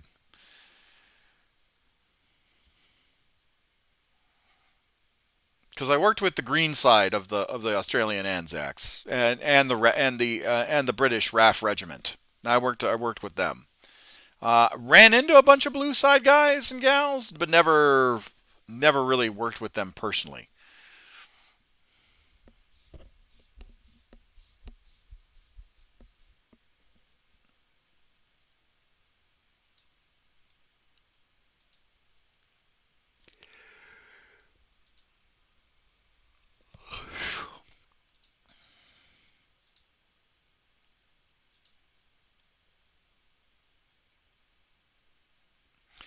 Equipment, clerk, equipment accounting for the jet hangars, also special activities.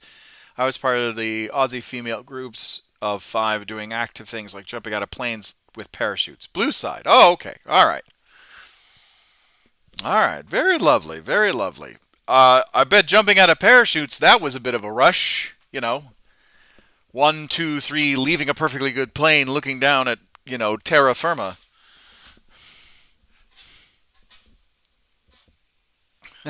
I bet that was a rush.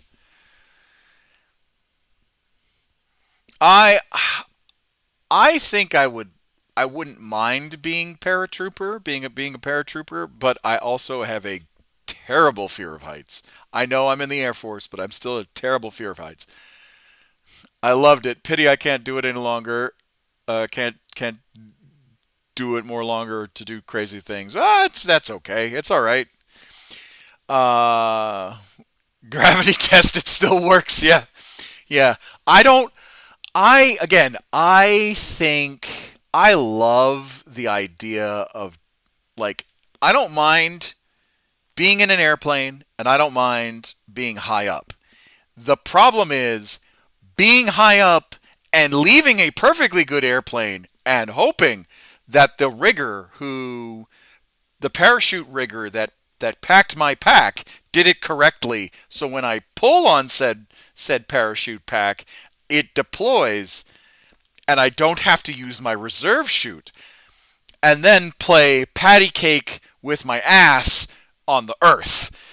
I think that entire issue right there is what I have an issue with. I love the idea of you need to have a couple nuts for brains.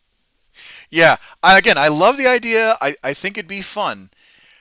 But I think I would enjoy it. But it's that initial, like, leaving the perfectly good aircraft and then meeting the ground at near 20 miles an hour and playing patty cake with it with my ass. You know.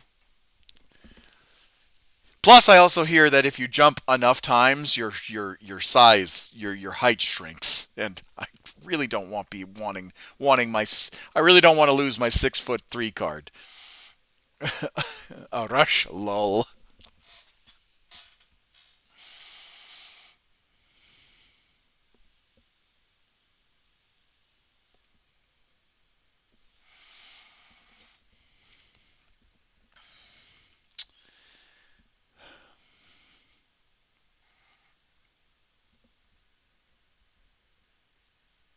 My height shrank after 20 something years. Oh, so you did a full 20. Oh, so you're a proper veteran. Just as long as you don't encounter a whale and a bowl of petunias on the way down, you should be fine. That is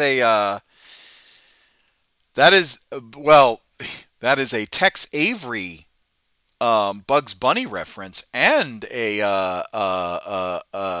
Hitchhiker's Guide to the Galaxy reference. I see we're harkening back to another one. Oh no, you passed the vibe. You have passed the vibe. Ooh, we got some deep cuts here, ladies and gentlemen.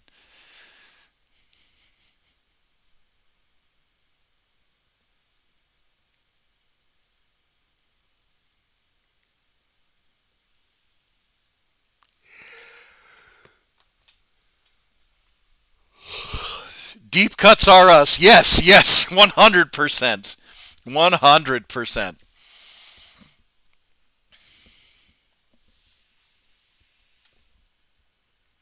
I love Hitchhiker's Guide and the old cartoons. Well, you're in good company. You're in good company. I'm glad that you have refound and discovered me. Uh, you did ask me about Lecter's Kitchen. Let's see if I know that streamer.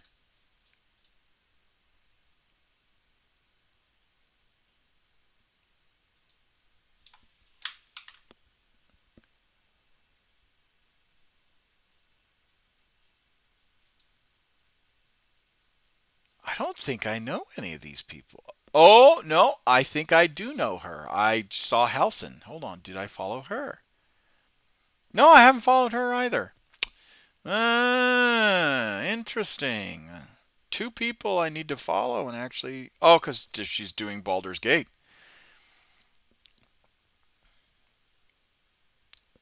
She does Baldur's Gate too.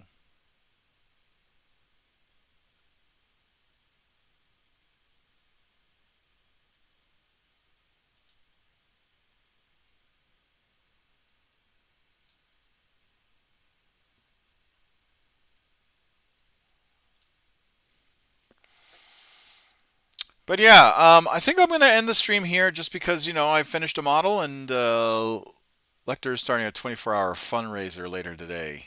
Morning, Sam. Hey, Caldereth. It's rabbit season, duck season. Yeah, I think we will actually end it here because we did finish the Commissar. Whoop, I gotta switch back to the actual painting overlay. Ah, no.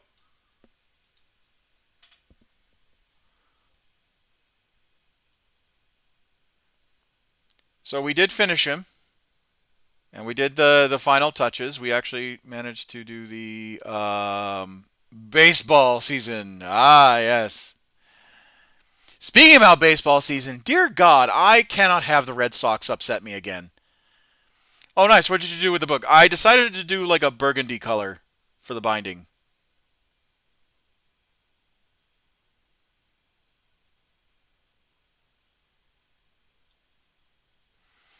Yeah, but speaking about baseball season, I cannot I can't have the Red Sox. Gorgeous. Yes, yes, yes. I can't have the Red Sox upset me like they've been doing. Like the fact that we are in wild card season, or the fact that we are within wild card position, and we were 14 and a half games behind the Tampa Bay Rays. Wild to me. But anyway, and we've rallied really hard. I think the last time I think I posted we were 5.5 games behind. Let's see, yelling at clouds. Yeah, we're 5.5 games behind, 2.5 games behind the Yankees, or 2 games behind the Yankees. So, because at the beginning of it, I think I posted it back in May. Hold on, let's see.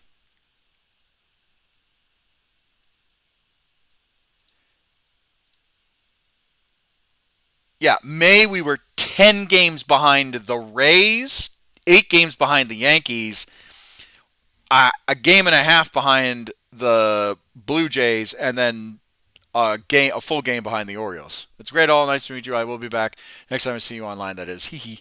All right. Well, thank you very much, Grandma Cal, and I greatly appreciate you following and whatnot, and us meeting you.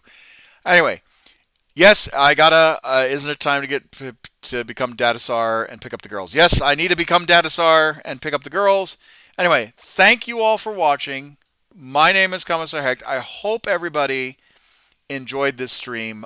We are going to try, like I said, we're going to try and monetize YouTube here in the next few weeks. So we'll be going back to Baldur's Gate for a little bit. Probably Sunday night. We'll probably do it Sunday night. Monday we'll start the Tyranids. Tuesday I've got training. Wednesday I work. Thursday I work. Thursday night we'll probably do Baldur's Gate, and then Friday we'll do something else, probably paint and whatnot, and then Saturday and Sunday will be Baldur's Gate, because I really, the iron is hot and I wish to strike. I want the iron so hot that when I strike, we monetize YouTube and whatnot. And we're so great. Hey everybody, Captain Ahab. I'm sorry, I'm about to be signing off. You came at a bad time. Actually, let's raid somebody real quick. Oh yeah, let's do that. Let's do that. Let's see who deserves. Hold on. Let's raid somebody. Who is around?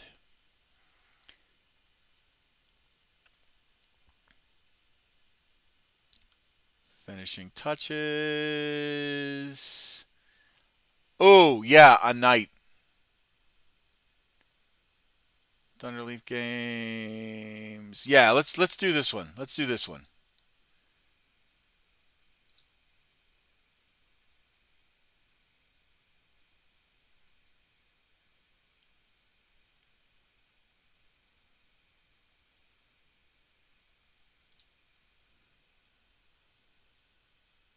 All right, thank you everybody for watching.